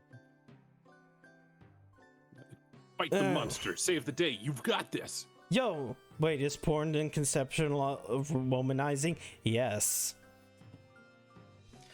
The Bison Lucers seems to be causing quite a ruckus. The other Luci have now gotten riled up too, and with some of them trying to gather wigglers to keep them out of the harm's way, and others just getting hyped to thrash. It seems like it could turn into a monster stampede, and they're close to the Mother Grub's big, soft, vulnerable abdomen.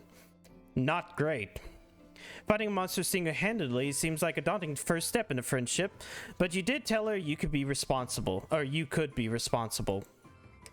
You square your shoulders and tell Bronya that she has nothing to worry about. You're going to stop the Luces, calm down all the other Luci, and protect the Mother Grub, all without breaking a sweat and hopefully without breaking any more bones either. Whoa there. I was going to suggest that I go after it while you stay here. You seem kind of weak and fragile. Even apart from your injuries, I mean. I don't want you to get hurt worse, and I'm not sure I trust anyone other than myself to take the lead on this. That wasn't quite the reaction you was hoping for. Normally you'd be all about sitting back and letting her protect you because, well, protective and responsible is a good look on her. But desperate times call for desperate measures, and you don't know how else you're going to prove yourself to worthy to be her friend. Blah blah. You do your best to project an air of confidence, or at least competence. You assure her that this is no sweat from you, or for you. You take down the Raging Bison back on. You take down Raging Bison back on your home planet all the time. You're known for it, actually. Well, if you say that this isn't your first ungulate roping gallop exhibition, I'll believe you. I'll hang back to let you give it a shot. But if it gets too overwhelming in there, I'm right here. 1. Caring for the mother grub is my responsibility as a Jade Blood. 2. I'd never abandon a friend to deal with a mess on their own. If we end up being friends, that is. Oh, hell yes. Now you have a reason to hope. You approach a rampaging bison with caution. Do all bisons have horns like this? Maybe they do. You're no bison expert, but you're pretty sure they don't all have teeth that nasty. Bison on Earth mostly eat grass, don't they? This guy doesn't look like an herbivore. This is going to be all you for a second. Yeah, it will be. At first, you try to calm the Lucis down by talking to it, but your soothing words have no effect. In fact, you might have just made it even angrier by suggesting it pause and take some deep breaths in reaction to its trampled charge. You're not even sure it can understand human speech, come to think of it. You circle around it, wishing that you had some kind of lasso or something. Maybe you herd it away from the mother grub. You look around to see if any of these other Luci look vaguely like Earth shepherd dogs, but no dice. You hesitate too long, and the Lucis turns away, its furious eyes falling on the mother grub. It stamps its hooves, it snorts out air out of its nostrils, and screams in a way that sounds a lot more hellish than you imagine normal bisons are capable of. It's obviously about the charge, and you can only think of one thing to do. In desperation, you leap forward and tackle it football style, doing everything you can with your flimsy human body to drag it on its side. It half works, you plow into the Lucis and stop it in its tracks, but it topples over the nest of wigglers, taking you down with it. Wigglers and young trolls go bouncing everywhere, squealing in distress. Then the Lucite descend upon you in rage. Everything is in chaos for a while. You're trapped beneath Bison Lucis, which is worrying for all the body parts, and you think you might feel something important rupture inside you. But hey, on the bright side, this crushing mass is protecting you from all the other pissed off Lucite trying to attack you. Just as your whole breathing situation is starting to get dicey, you hear commotion and what sound like possibly trouncing of some smaller Luci that are trying to get to you. The crowd of beasts around you scatter, and then you hear her. Oof. I'm having a hard time getting this thing off you, and he's still very angry. He keeps trying to kick me. Where's a bronze blood when you need one? You don't know what that means, but you're very grateful that she's here to help you. You try to communicate this, but all that comes out garbled from all the blood in your mouth. Maybe don't try to speak, or move, or help. You experience a sinking feeling that could be related to your diminishing odds of impressing Bronya and becoming her friend. Or it could be the compression of all your internal organs. Either way, it's tough to feel optimistic right now. But before you can give in to complete despair, you hear other voices. Your view is blocked by the mass of bison flesh on top of you. But could it be? Are these other people here to save you? Finally. I was wondering where you'd all gotten off to. Let's all work together, girls. 1. You grab his horns to keep the head still and keep it from biting anyone. 2. The rest of you, come around with me to its backside so we can push it without getting kicked. You hear some grunting and muttering, and the bison starts making noises that sound more confused and less furious. The pressure and pain on your chest briefly spikes in intensity as the thing's weight shifts. And then they must succeed in dragging it off of you because suddenly you can breathe again. But the crisis is not over yet. While you're still testing the use of your lungs and blinking up the cavern ceiling, you hear a new cacophony of enraged monster noises. Uh-oh, the other Lusai are still agitated? Get down there and try to help them calm down. Protect the mother grub. You try to lift yourself to see what's going on, but putting any weight on your arms make you feel like maybe all your bones got turned into confetti. Painful, painful confetti. You feel strong hands propping you up gently, and now your head is in Bronia's lap. You try to focus on more how this is a nice place for your head to be, and less on the pain. This is not good. I don't know if my jades can reach the stampede in time, and the mother grub could get injured. Not to mention all these wigglers in danger. Oh no. You didn't think this situation could get any worse, but now that you can see several of the Imperial drones that have been about to leave the cavern are turning back, drawn by all the noise and chaos.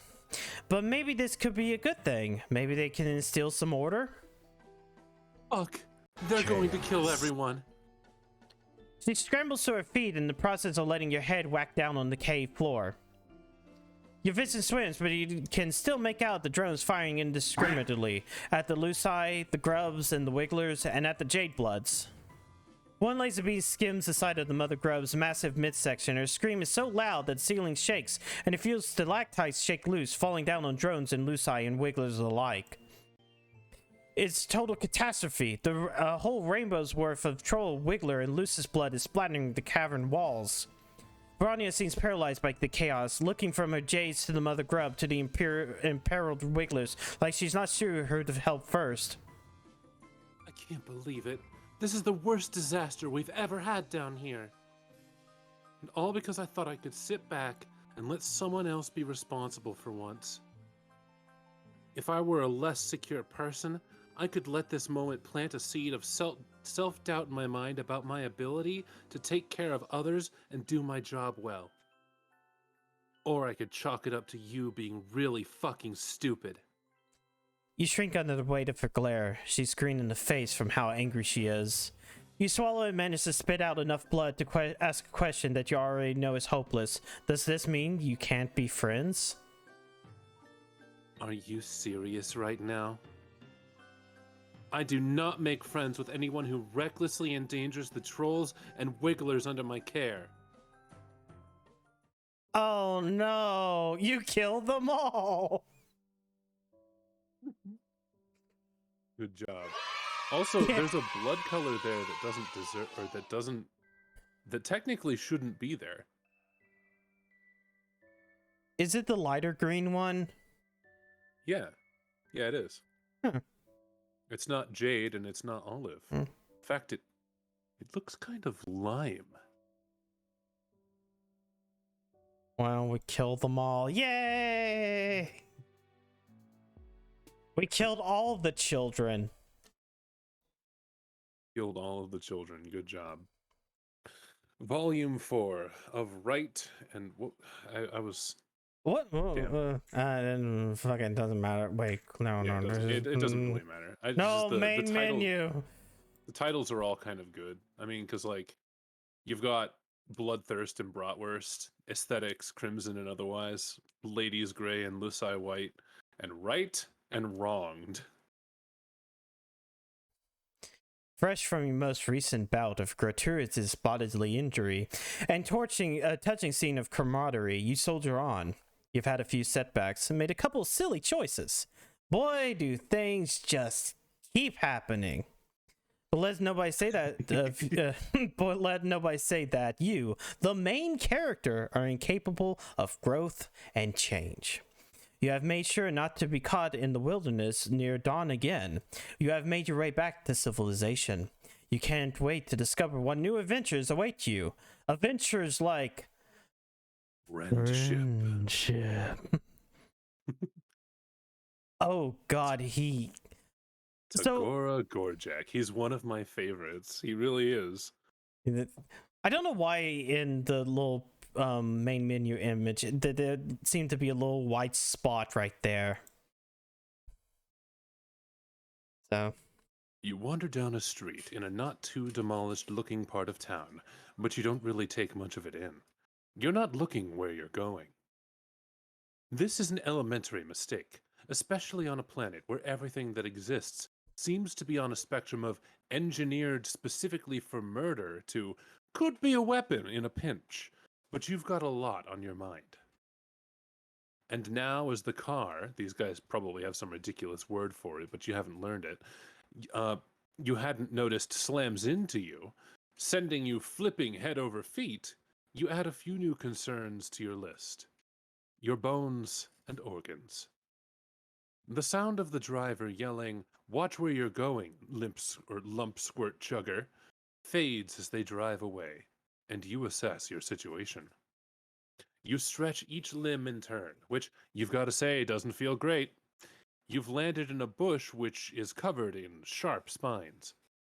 Your arms and legs all still work, though, and when you do an experimental cough, no blood comes out. Pretty lucky, you think. You may have redefined what luck means by this point in your journey, but you'll take what you can get. You don't excuse me. You don't figure that luck will extend to the driver turning around to help you out of this bush. Your gazes meeting and sparking an immediate and intense connection that leads you to a beautiful lifelong friendship, but you let yourself hope. After a few minutes of struggle, the answer to your comradely daydreams comes into focus above you, a figure outlined by the spiny leaves of your plant prison and the glow of the moons. The troll you see isn't the driver of the car, but you don't care. Your heart is beating wildly with your continued lucky streak. Why is there a thing above here? For reasons. Hello. You seem to have fallen victim to a collide and scamper with the scuttle buggy back there. Oh. Have you have you contacted your personal league's Legislacerator? Legislacerator? If not, I'd like to help. I'd like to offer my services. My name is Tagara Gojek, but please call me Gorgor. I'm here for you. For a nominal fee, of course. Please sign here. We're being charged by the line. He pulls a business card from his sleek teal vest and offers it to you with a precise flick of the wrist. His claw beds are perfect. You try again to sit up, buoyed by his offer for assistance. He's some type of doctor, maybe? Or lawyer? It doesn't matter, really, because he said he was here for you. Those words go right ahead and burn themselves into the softest chamber of your heart. You start telling him plight thus far, reaching up through the brambles toward this beacon of hope. This guy seems trustworthy, and that's not just your lack of options talking. You swear. Oh wait, OBS Studio disconnected? Yeah, you just roboted for like a second. I was like, wait, that sounded... Hold on. Okay, it's reconnected. All right, we're good. Okay, good. Good. As you shift, the moonlight shines on you. He steps back briefly, dropping the card. The one eye that's not covered by a swoop of product-infused hair opens wide. He recovers, smoothing his hands down his chest and straightening up, clearing his throat as you continue to explain. You're... what? Oh, yes, an alien. I knew that. I've done work with aliens before, so your situation shouldn't be an issue at all. Everyone deserves... Hold on. 200 alien legislation stipend. Everyone We've just been charged 200 extra. 200 credits just because you're an alien. Damn. Everyone deserves an equal opportunity to be represented by me. In fact, we may be able to use this in our favor for a larger cachet settlement. It depends upon our angle. It's just cash. Just cash? Yeah, the way that you pronounce that, it's just cash. Not cachet? Yeah, I don't know where cachet comes from, but it's just cash. Here, try moving your chug column. Your throat.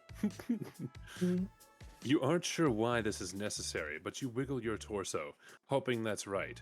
You've never wanted anything more in your meager existence than to follow this specific directive precisely, or perfectly. No, not that. You add a little hip jiggle, not so much that he might think it's a come on, but to say, hey, I'm friendly and I know what the fuck I'm doing. No, you're... The thing that holds up your think pan. Work with me.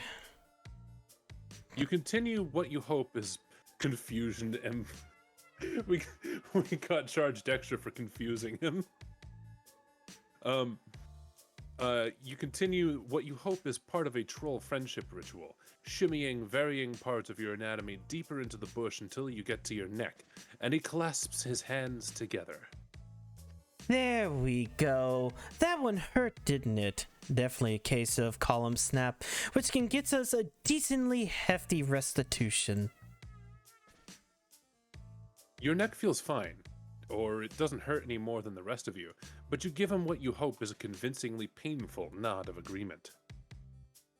Of course, you would need to be front in the initial Oh my god, ledger's laceration cost. We may have to injure you further to ensure our case is convincing, but you've got to break a few cluck beast embryos to make a grublet, or as you well know. Yes, I think we might actually make... 500 credits initial cost. Yes, I think we might make a mutually beneficial team if you're willing to do what it takes to bring about the justice you deserve. So what do you say? How would you like to help me help you? I'm sorry, my connection once again. Oh, did it? Also, I think, if I remember correctly, I think that the credits for this planet are actually supposed to be called Kagers. Like, Roman Kagers. So you can call there goes the robot. Oh my word. Oh no. Yeah. Oh my gosh. I'm hoping that it settles down. I don't know what it is, but I'm really starting to get pissed off by it because it's happening like every night. Oof. I have bad ISPs. Wait, hold on. Holding on. No, I just got an email. Well, I'm not sure. Wait, yo, I can play Street Fighter 6 this weekend, I think. Or whatever it is, I think. Woo. Yay, I've been accepted into the second closed beta test for the 16th and whatnot. Wait, when's the 16th? Friday. Should I do a stream on Friday for Street Fighter 6? I haven't had to break out the fight stick. He's talking really fast, and you're not sure exactly what to think about your lack of funds or the idea of breaking any more bones. But that smile is sharp and shiny and pointed right at you. You want more of it. All right, chat. Hold on, my fucking connection again. Yeah, no, it started happening towards the end of that.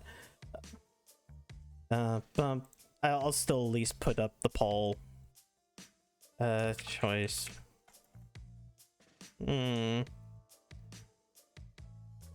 Better.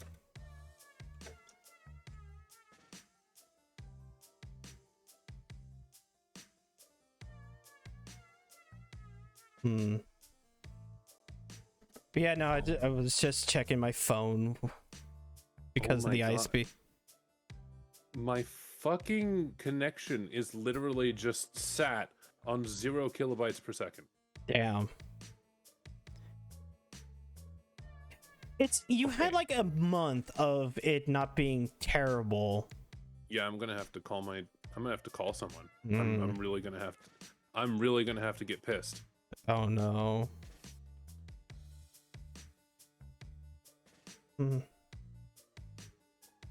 Unless somehow it's my fault. I mean, okay, how much porn are you downloading right now? 0. Damn.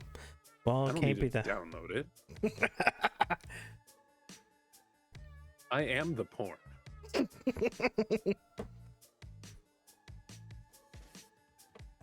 It's all your fault, the cum says. All right, poll finished with 2. Tell them about the heaps of money you definitely have. You mentioned how incredibly loaded you are, and how core to your sense of values it is to pay well for good work. That's what we call good business.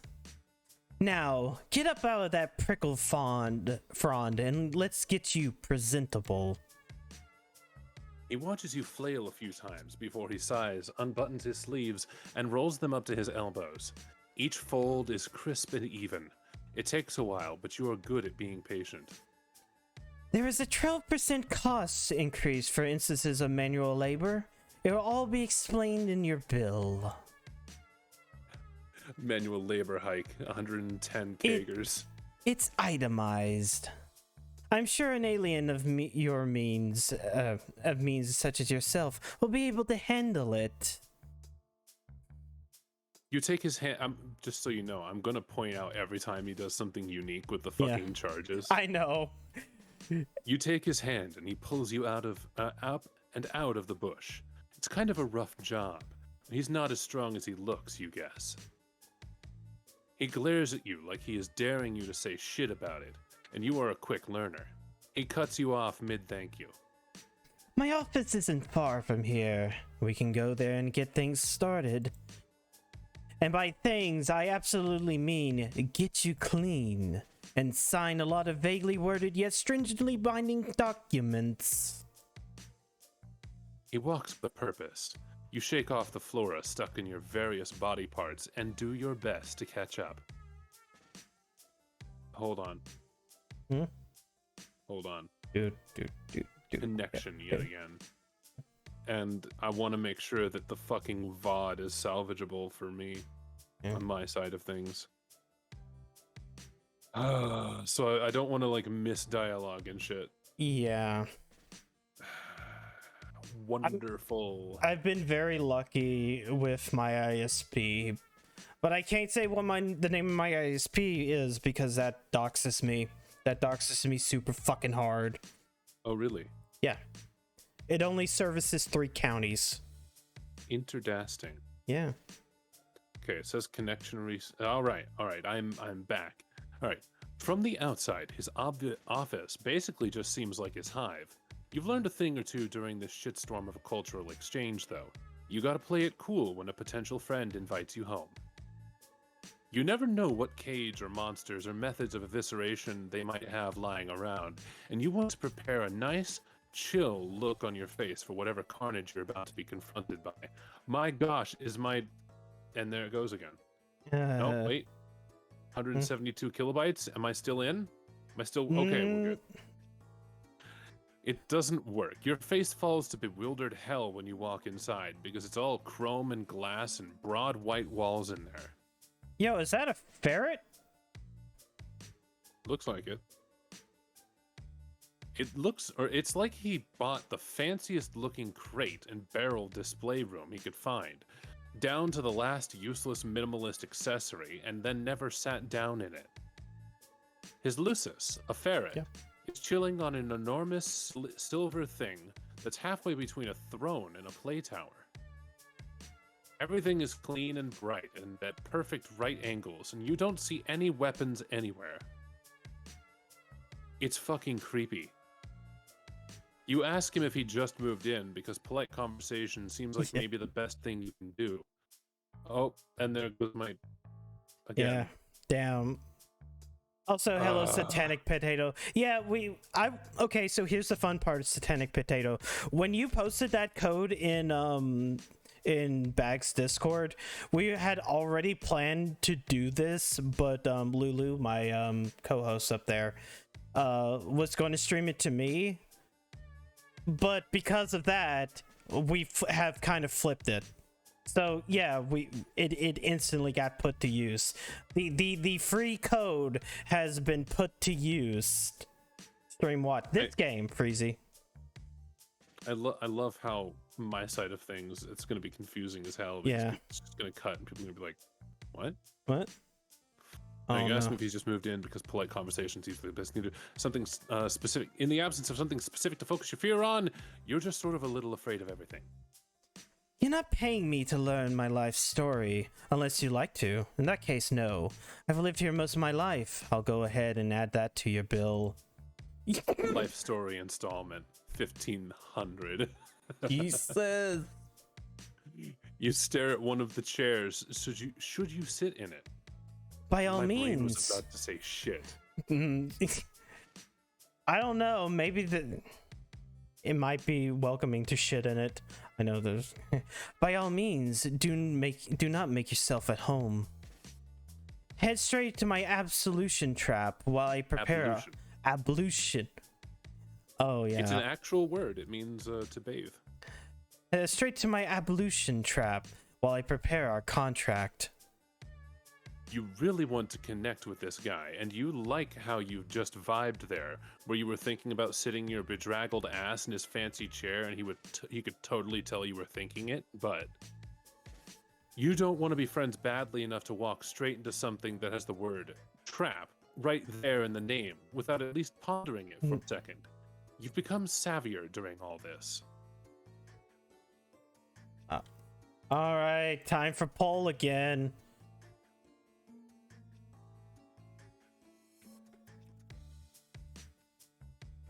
Here goes the poll. Yep. Let's see if Twitch will be okay with me using this word. Yes, it's okay with me using that word. What word was it? Oh. Traps. Do you like traps? It's vague enough that it's fine. Why did y'all make me bald?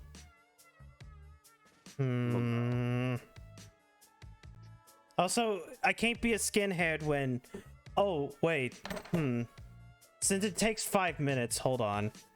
I can't be a skinhead because look what's behind here.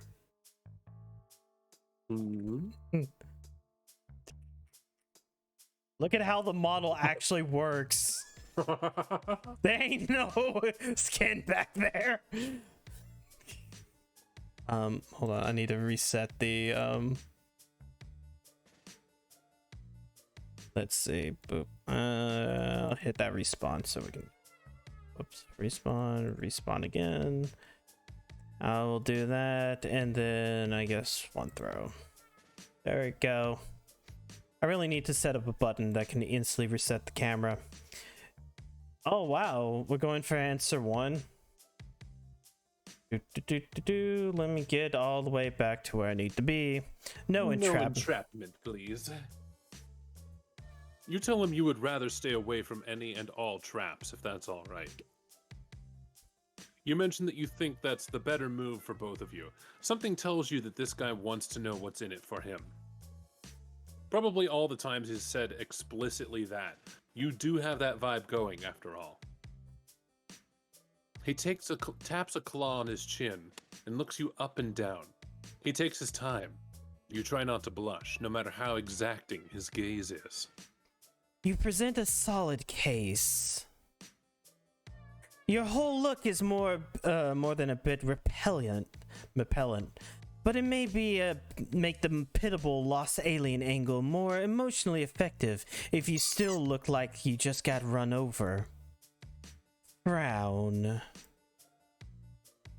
It takes you a second to realize he didn't just say his physical emotive response instead of doing it with his face. He's giving you a direction. You stick your lower lip out and try to look as pathetic as possible. Yes, this really is working for me. I'm sorry, there's a bucket on my head. Oh. Why won't this bucket leave? Goddamn. Ah! Okay, it fell off. It's awful. Completely repugnant.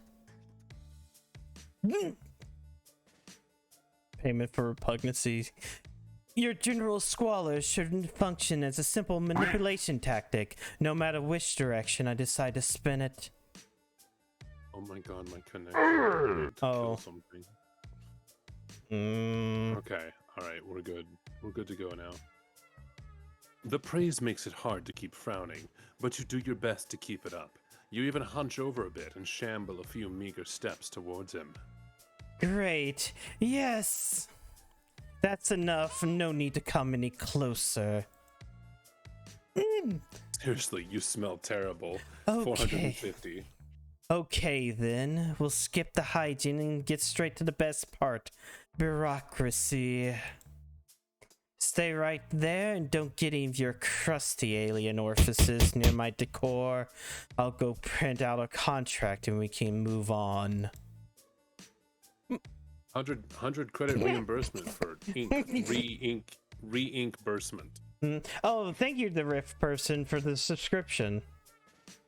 Oh, nice. You pretend you're a statue while he types things, then prints the typed things, then staples the printed things. His ferret Lucis stares at you with beady interest.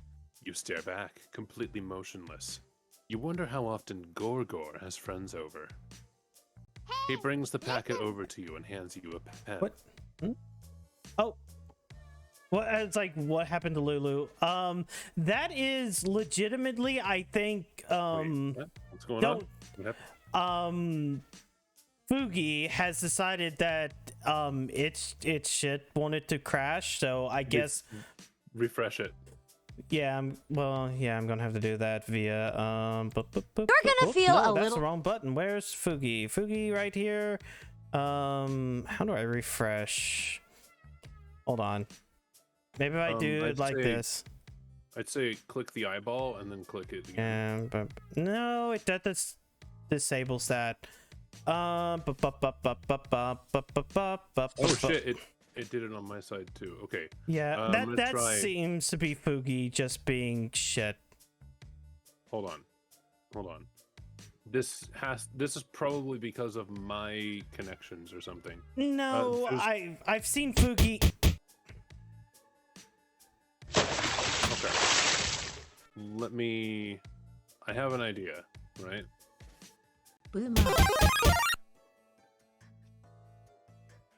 Oh, No. that didn't do it. Hold on. Ah! Yeah, no, that's probably Fugi. There's got to be a way to refresh it. No, this seems to be Fugi is... Oh, wait, no, okay, I think I got it back. And my connection's going to shit yet again. Yeah, Fugi's back. Oh, refresh cache of current page. Yeah, okay. Right click it, open properties, and scroll down to refresh cache of current page. You know, what I ended up doing is shutting it down when it's not visible. And then, Oh, that's a good idea too, yeah. Yeah, and then just open it out. But yeah, everything's back. It does seem to be a Fugi problem. Yes, y'all chose violence. You can't boomer me. Shut down. Wait, telling it to shut down when not visible just made it go invisible. It shuts it down when it goes visual, and then when it comes back up, it reactivates, which means it re-pulls what it needs to pull instead of just hiding it. Okay, I'm trying to get it to refresh again. Everything has gone to shit. Okay, well, I guess we're just gonna have, on my side, I'm just gonna have to deal with it not being there. Hey, Anyway, work a little harder. he brings the packet over to you and hands you a pen. Read this, or don't. Sign it either way. It's a standard legislation. Oh god, every time I'm going to see this word, it's going to fuck me up. You seem to have trouble with C's. Yeah. Legislacerator agreement. Legislator agreement. Treat the bit to accommodate your particular situation. You know, you agree to submit to your testimony to be judged and will accept whatever subjugulation you receive. You recognize that any potential winnings are to be remitted to me for the processing through a local account before your portion can be dispensed to you. In the event of your culling, I will act as executor of your accounts. Blah blah, same old business. I'm sure it's the same where you're from. There are stars at each place where you are to initial. That sure was a lot of stuff that you just got told real fast. You were trying to listen, really, but he winked at you early on in his monologue, and it was really distracting because you couldn't stop thinking about it. If you could incorporate a wink into a secret handshake, maybe. Anyway, regular legal jargon, yeah, just like all the times you click to say you read the terms and conditions on any old harmless social media app, that stuff never ends up being relevant. You show off your exquisitely polished John Hancock as many times as it takes. Excellent, excellent. Everything's in order then. Are you ready to head out? Oh, like now? Now? You're not ready. Do you look roughed up enough? Will your bones need to go through any more ordeals? What's a subjugular? Does Tagora... No sweep like that. No, sweep like the one you're fucking in, as they say. What does that even mean? Is no sweep like the one you're fucking in, as they say. It's like saying no moment like the moment you're in. No year like the year you're in. Sweep, because they have 2-year-long fucking solar cycles. So they call them sweeps. Pardon the language. It's an idiom. It means it's time to fucking go. My connection again. Is it gonna... It's just stalling out at 0 repeatedly. You follow him out about as apprehensively as you followed him in. As you retrace the path you took not too long ago, it occurs to you to wonder where this glorious feat of justice is going to take place, and like if anyone is going to subpoena the asshole that hit you. Is that even a thing here? You skip up to match Tagora's pace and ask. There's no real need for you to worry about that. It's for me to deal with. I saw the perpetrator, of course. If it seems prudent to pin the crime on them when the time comes, I'll have more than enough credible evidence to condemn them. Their blood cast should be sufficient, but if it seems worth it to call in their dented scuttlebuggy, I can certainly do that as well. Of course, that's not the only way we can spin this. It may not be necessary to involve them at all. Don't bother worrying about that either. I didn't mention the previous fee. It was pretty big. Oh. We jumped up to $5,000. Oh. You definitely still worry about that, but you nod and keep walking like you're not bothered. You want to match his level of easy confidence. It's almost comforting to be around it now that you've spent some time with him. It's simple. You're still basking in the ease of being told what to do when the whole vibe flips over on its ass so fast you feel like ice down your back. You look at Tagora first. He's stopped walking, and his posture somehow gets straighter. Even his cute little ponytail thing looks more alert. He's staring at the approach of another troll, a blue guy. You know that means high blood, but not much else about what that entails, aside from what you're picking up from the full hair-on-end cat reaction from old Gorgor next to you. Pleasant evening, sir. His voice gets somehow sweeter and more professional at the same time. You recognize that he's feeling, or what he's feeling, because you felt it in yourself the whole time you've been on this godforsaken planet. A deep, all-consuming thirst for approval. He's gunning hard for business boy friendship. The high blood, however, is not. At first, you think he might be chill, because his smile gets huge, and hell, if you don't love getting smiled, or hell if you don't love getting smiled upon. Wait, Yeah, it's roboting. Everything's roboting. Damn.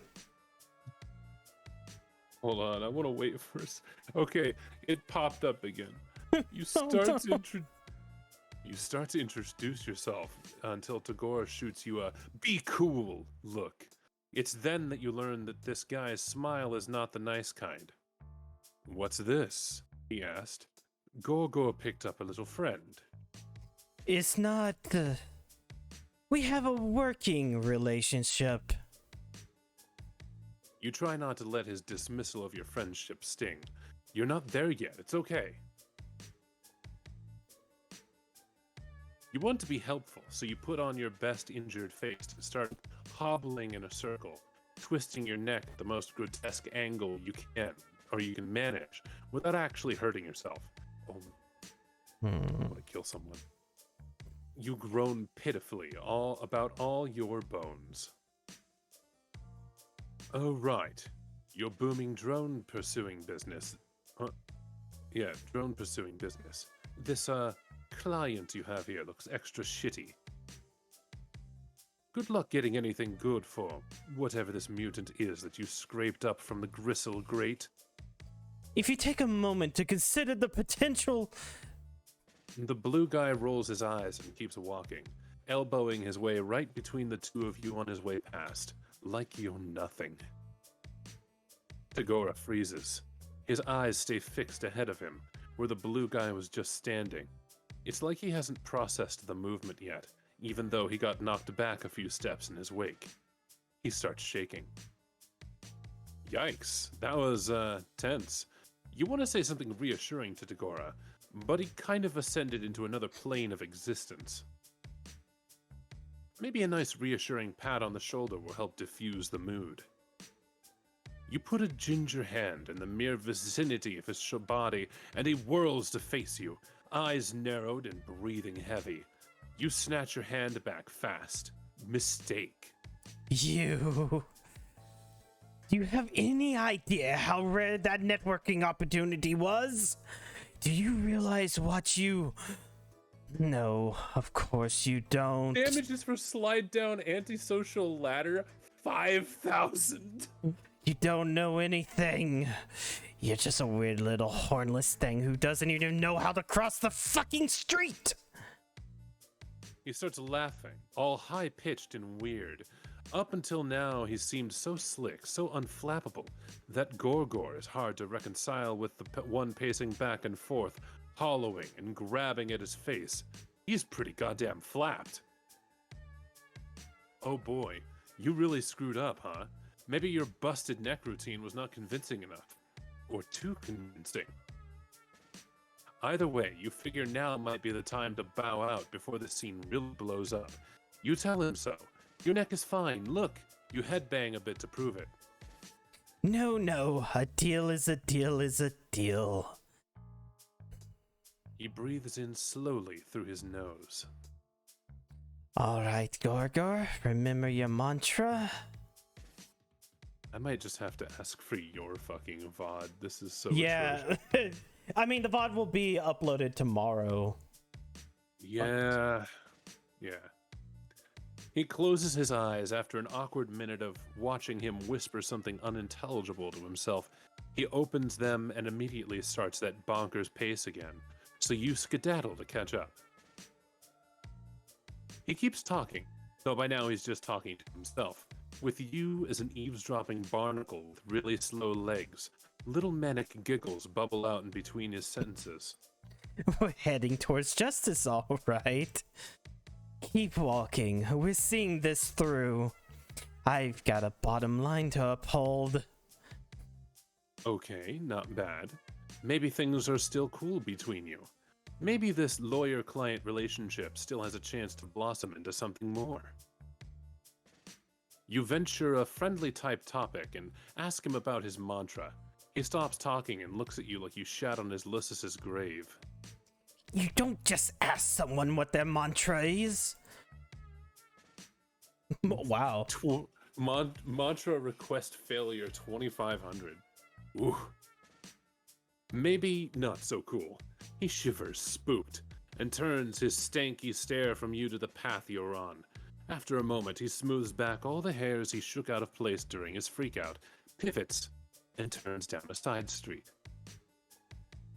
Anyways, as I was about to say, there are many ways to the fulfillment of our contract. I was hoping this would lead to a more stimulating evening. I was prepared to get into it with you, for you. But it has become clear that this partnership is no longer worth the work. Especially now that we'll have to consider the significant career setback I just experienced at your feckless hand. So instead of wasting any more of your time, or my time or yours, let's take a shortcut to the same end result, sparing us both the agony of enduring a long court battle in the proximity of one another. Here's your verdict. You're guilty. Guilty? Wait, wasn't it supposed to be the other guy on trial? You look around, panic rising in your chest. Oh, don't tell me. You don't know how the legal system works either. Unsurprising and uninteresting. Oh, this is bad. You've been so caught up in watching him talk that you didn't notice him guiding you straight to the shittier part of town. You know, the part that's all half demolished, hives and creepy noises and drones flying around. Freezy, that's our legal fees. Drones like the one that turns to notice you when Tagore whistles, snaps his fingers, and points right at your head. Oh, hey, big guy. Over here. One extremely malformed and unviable troll. Just the way you like it. Also, notice that his base per line fee has increased to 500. You shouldn't feel surprised at this betrayal, maybe, but you do. For a second, anyway. Then you focus on yelling and scanning for possible debris to hide under. Tagore starts backing away as the drone gets closer. There's a sewer in the next street over. You probably won't make it. But if you do, check your pocket. 25,000 dues specified for bad end. Jesus. Game over. That was a long bad end. Yeah. So has your connection stabled out? I'm hoping. Let's just keep going. Yeah. We gotta do we gotta get to his second bad end. Well, which is shorter, I think. Yeah, the first bad end I should just be. Oh right, there was a first shorter one. My bad. Meow. Wow. Pro bono. Always ask him. Yeah, let's ask him. Does pro bono work? You thank him profusely for. No, there goes my connection. All right, it's. You thank him profusely for his offer to help and explain that while your situation hasn't exactly left you very rich, you'll pay him back in glorious friendship, the most infinite of resources. You lay it on thick. He seems like a guy who can appreciate a good deal when he sees one, and you can't imagine a better deal than this. You reach both arms, waiting for him to scoop you out of this pain plant like the gentle baby you are. Sorry, I don't do charity. Such a shame, too. I was hoping working with an alien might make for a more interesting day than usual. Minus 900 kegers, you're not worth it. He turns on his heel and walks away, his high ponytail swishing behind him. Rupert, friendship is not a currency. Also, from here, you can click on the left side of the screen and rewind us to the choice. Oh, yeah. Wait. Yeah. There you go. And boop. All right, Take I guess. A goddamn bath.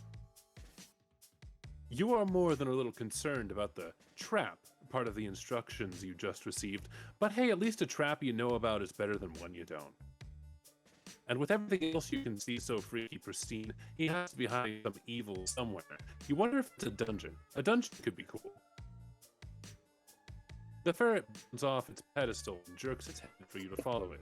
You do, because it seems like a regular thing to do, and Tagora is busy on his computer. It leads you to a bathroom, which is just as fancy and clean as everything else you've seen. How bad is my roboticism? It got pretty bad there. Okay, it's gonna be bad for a second here. I am at 0 kilobytes per second. And we're back.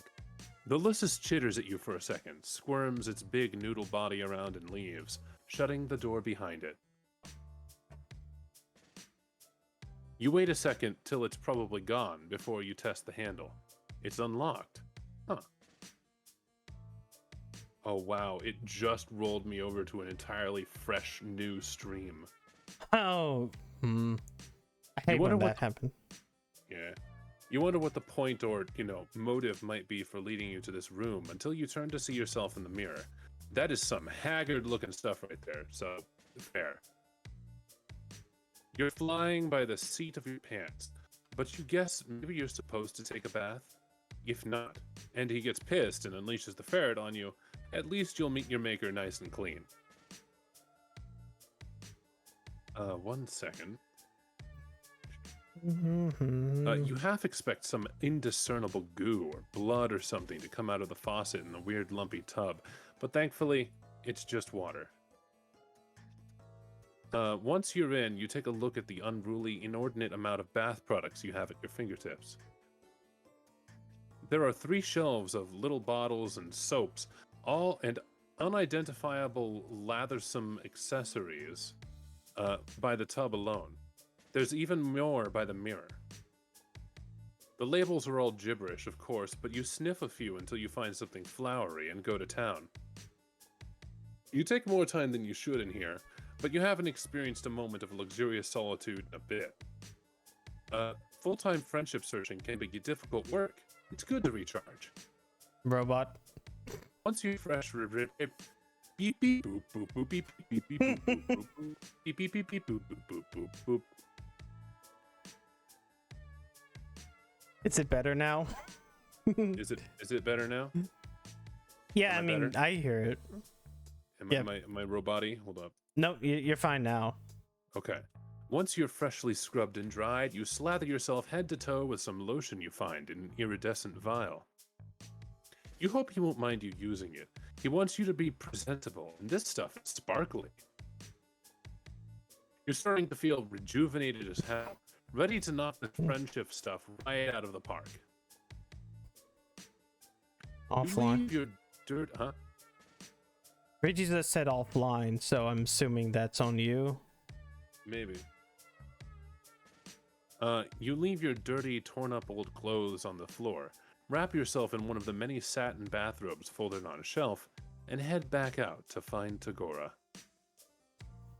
He's standing in his foyer, waiting with the contract he typed up for you. When he sees you, his eyebrow ticks up. I see you went with the Rainbow Drinker Serum, full body application. Bold choice. I mean, it's an incredibly rare and expensive product. I do expect to be remunerated, but I won't lie, it works. 115,000. Crush. Fresh-made troll cosmetics. Lamau. Hold on. Is my... Yeah, okay. Yeah, sure, that stuff. You don't want to be let on, or you don't want to let on that you don't know what it is, since he seems impressed. Instead, you give his ego a little stroke and tell him you hadn't seen such a sumptuous array of self-care accoutrements as in so long that you couldn't help yourself. My bad. Not everyone takes skincare as seriously as they should. I assume you were taking forever in there because you'd gotten lost or didn't know how to use the ablution trap. Ablution trap. I hadn't considered the possibility that you were just doing your regimen. Noted. You hold your rebate for impeccable skincare. You hold your arms out to admire the well-hydrated sheen you have going on. This time, you're not really even bullshitting. It just does actually look pretty good. Tagora seems like he's struggling. He keeps opening his mouth to say something, then changing his mind. He's clutching the documents in his hands like a flotation device. He looks down at them, then back at you. I typically only use that particular product to highlight my cheek blades, but there's no real reason you shouldn't apply it more liberally, especially if its cost isn't an issue. It's a little drastic for my personal style, but there's a certain unorthodox glamour to it. The next bit looks like it hurts him a bit, hurts him a bit to get out. Would you like to step outside to see the full effect? You bet your ass you would. You're curious about what he means by effect, and this seems like more fun than signing stuff. He places the document down on his desk like they're made of glass, not paper. He looks up at his Ulysses, who just sort of tilts its head to the side. You look away and give them privacy to whatever eyeball communication is going on. After a bit, Tagora clears his throat and heads toward the door. And I am disconnected. Yep. Oh, there we go. You don't comment on the blue. Go ahead. What? No, I was just gonna say, anytime I hear the robot sound, so my VOD is just gonna be you become a robot, and then. Wow.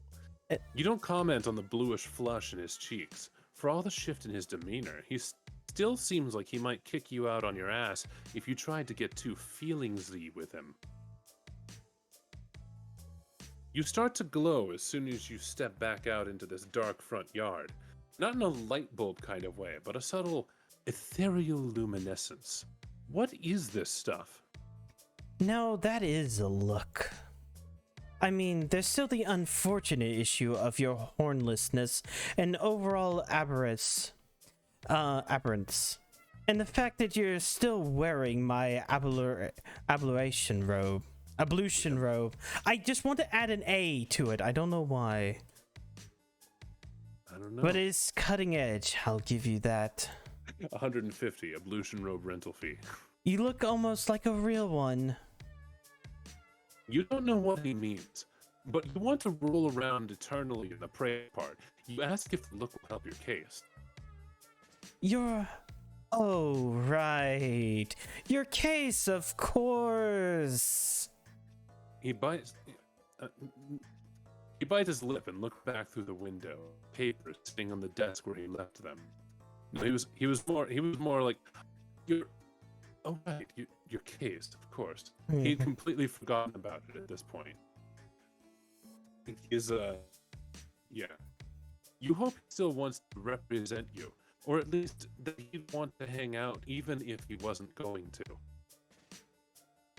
You don't get it. Oh my gosh. Yeah.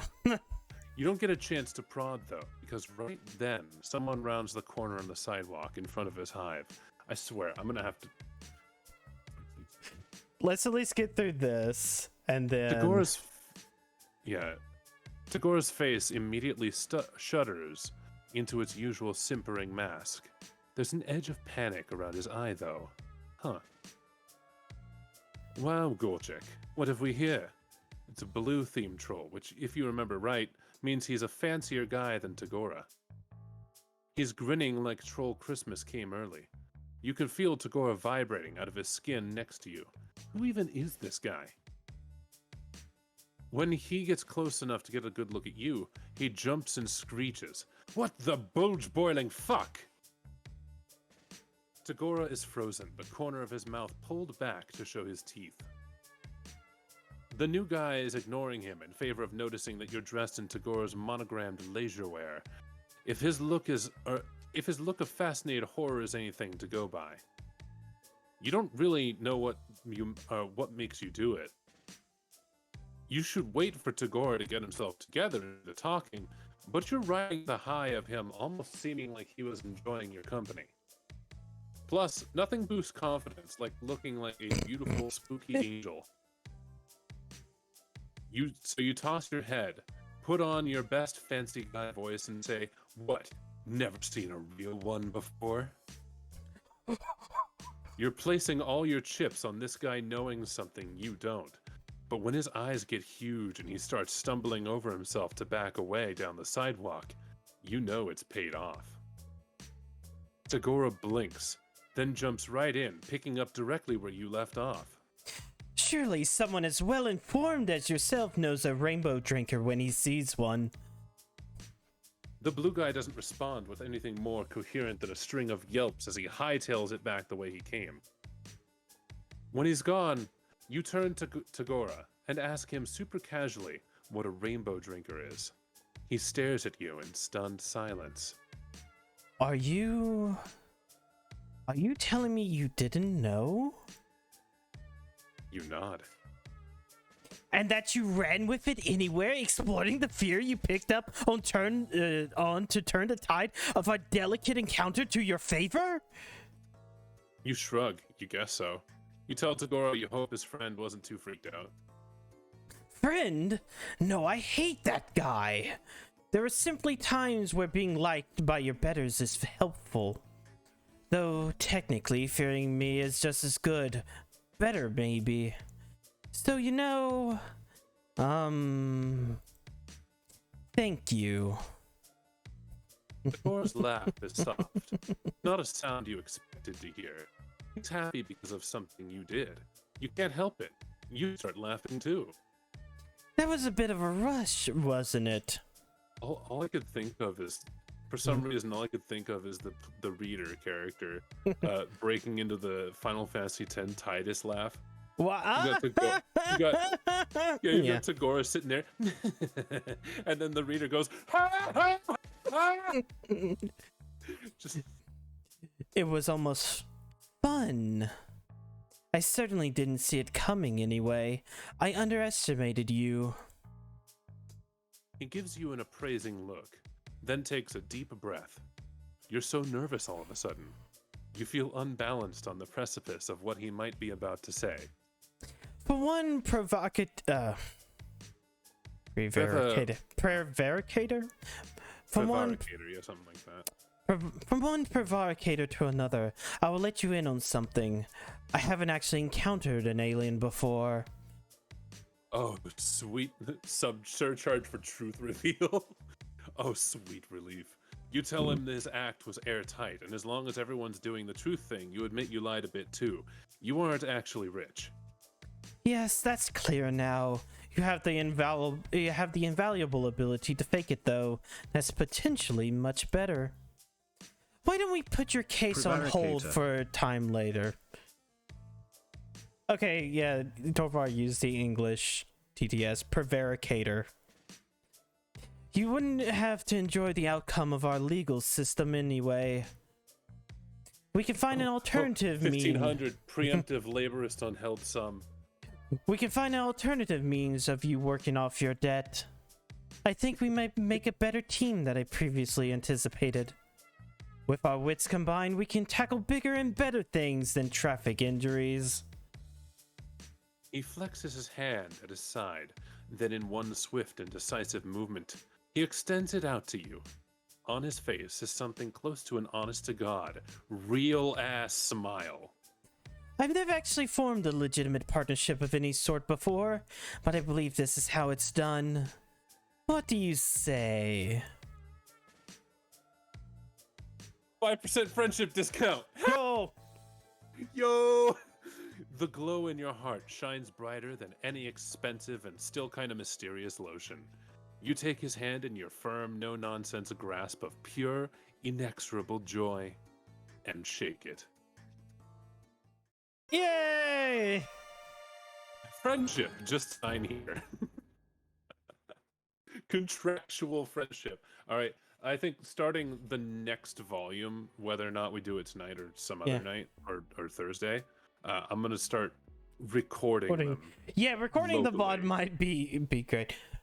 Do you want to continue? Do you want to finish this one or? Oh yeah, we're gonna finish this one. I'm gonna fucking suck it up and eat my connection issues. Okay. Because I will not have my connection issues deprive me of being this wonderful comrade we're about to meet.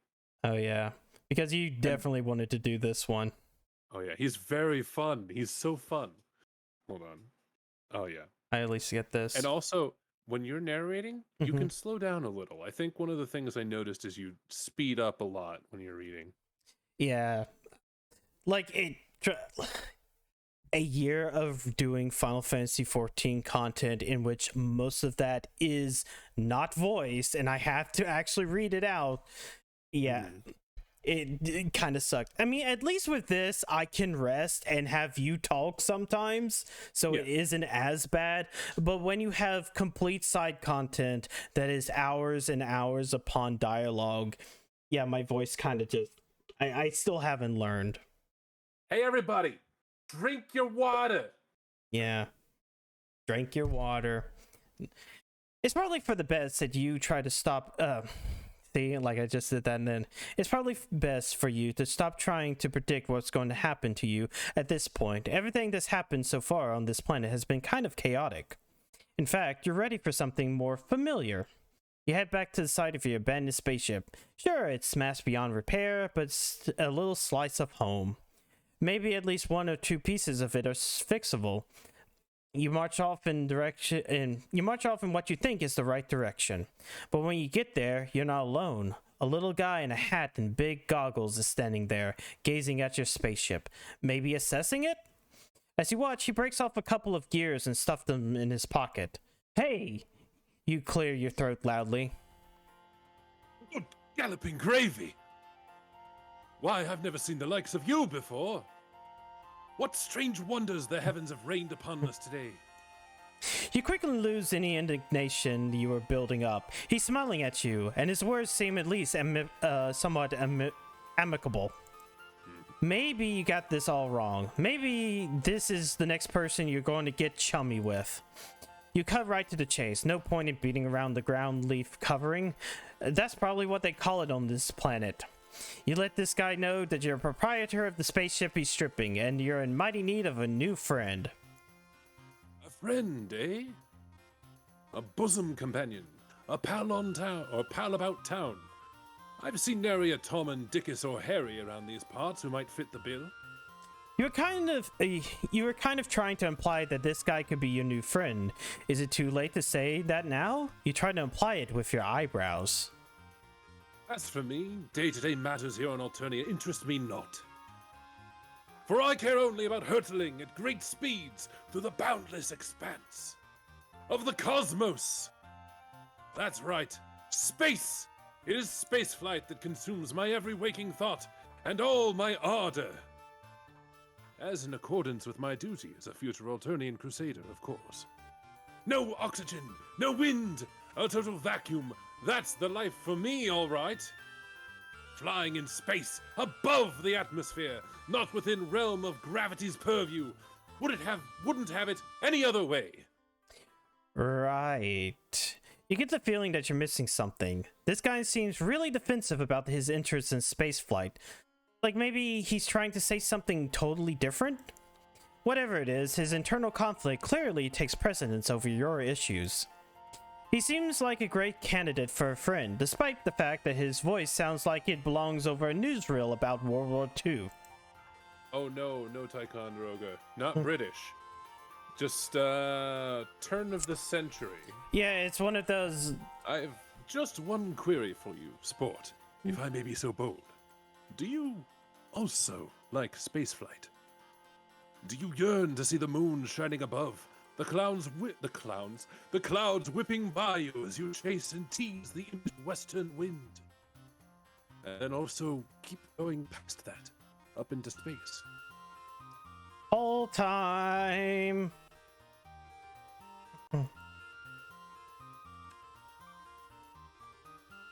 It is vote time.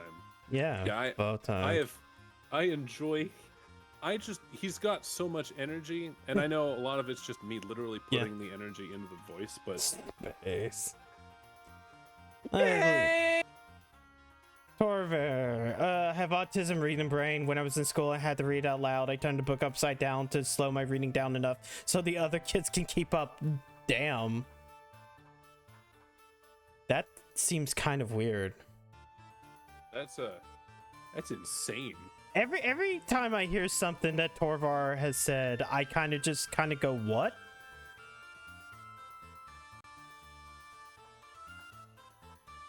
What's taking up 100%?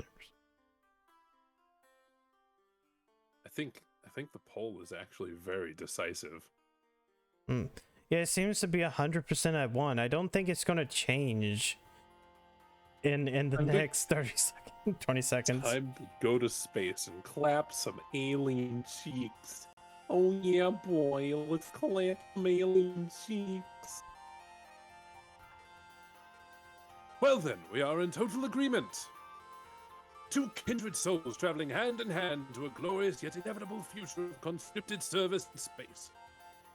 Which is, as I've already made clear, a thing I most definitely and positively desire. So it seems we have nothing more to discuss. Toodaloo. Wait, what? Man.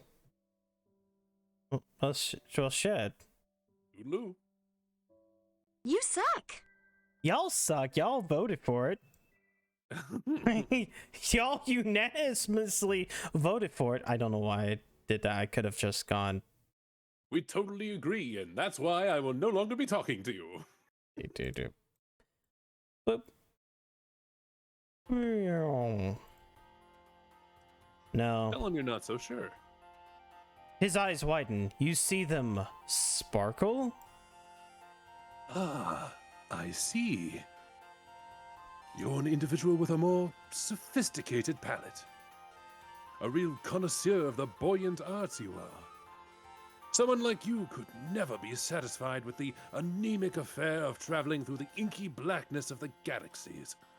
I believe a jaunt to my hive is in order. Let's get a wiggle on. There was a lot going on there, but you understand that he wants you to follow him.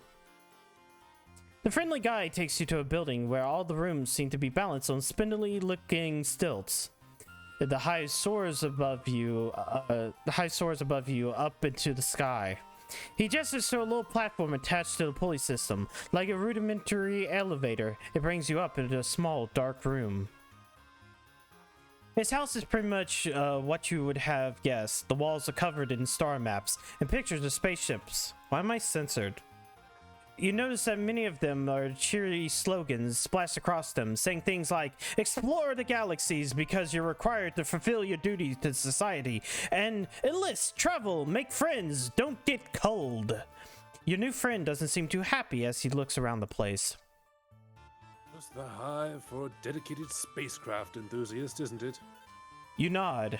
You're not sure what this is leading to, but no one ever went wrong relying on non-specific and plausible deniable agreement. Who am I fooling? You've rumbled me, potential new chum. What you see before you is a collage of falsehoods. I'm nothing but an avatar of baloney. In truth, the myriad temptations and desires of space do nothing to tickle my biscuit. The thought of participating in the glorious eternal conquest gives me the screaming memes. My interest lies in something a little lower down.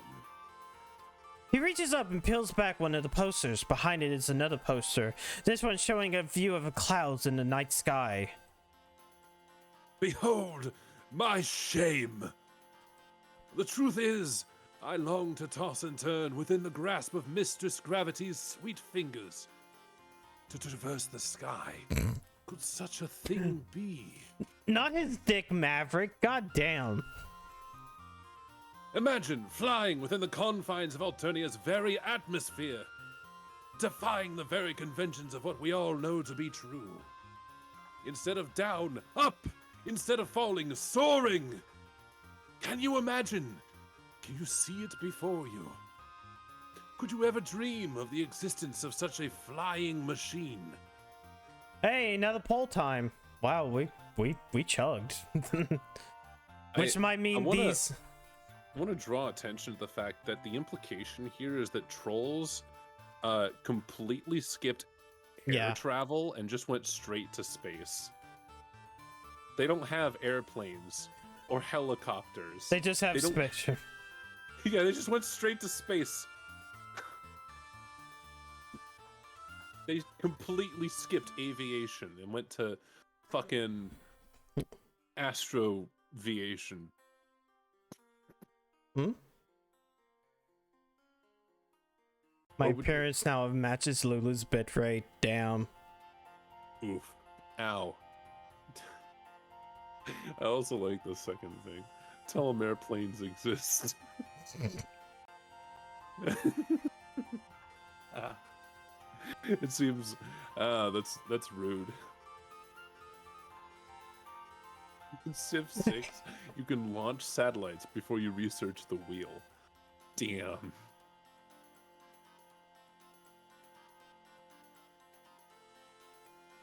Why fly when you can bathe in the blood of aliens? True. All right, airplanes exist, I guess. This tusk would... You suck. I brought you here to show you my truth. And you treat me to mockery. An airplane. A plane that floats in the air. Flying machines are a serious business. I think you should leave. Damn. Okay. Well, fuck. I think this is actually one of the ones with three. Oh, it might three be. options. Wow, we might actually get another vote. Yeah. Ah, but the future is ours to build, my strange-hued and unhorned comrade. What do you think? Does it excite you? Do my ideas rattle your buttons? You can't help but notice that he referred to you as his chum and comrade, but friend hasn't made appearance just yet. Do synonyms count, or is it just a tick of his speaking style? You look as earnest as you can and nod vigorously. You're almost positive that this is the thing he really wants you to express interest in. Aha! The truth will out! You and I share this furtive passion for the indulgences of the air. A dialogue between a troll, a flying machine, and the stars. But further away from the stars than we will be in a spaceship. I cannot stress enough how different of a thing this is. You can't decide between nodding and shaking your head here, so you furrow your brow and do your best to look thoughtful, like maybe you are contemplating the differences. This fellow demeanor towards you is definitely shading to a more temperate climate zone. However, certain physical needs are starting to assert themselves. You're still pretty banged up from your previous adventures, but right now, the aching of your stomach is screaming for attention. You humbly ask your friend to be if there might be any chance of getting a bite to eat. But of course! Why, if I'd known you had a rumbling in the old digestion bladder, I would have shut my yap a toot sweet. Time for a good old nosh, a yamarooney, what ho! Now, how should we obtain the victuals? Did we venture into the great unknown? Which is to say, out of my hive? Or we could stay here beholden to whatever twists and turns Lady Fate has in store for us in the nutrition block. What say you, new timer? Third poll option. Okay. Vote now! Well, I gotta make the poll. Hey. Now vote. Hey, If they don't have airplanes, why does he have an aviator's jacket and goggles? You know? It's a good question. Oops. Poll. Ah. Hey, yo, do you want Mickey D's? Mickey D's nuts?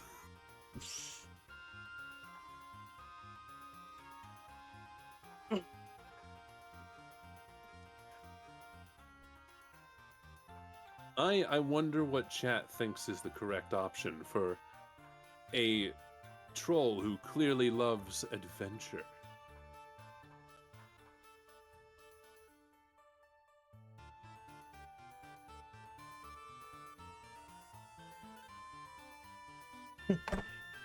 Stay in and order a pizza. Oh no, wait. Oh god, we're tied. Remember, you can use your channel points to influence votes. Please influence your votes now.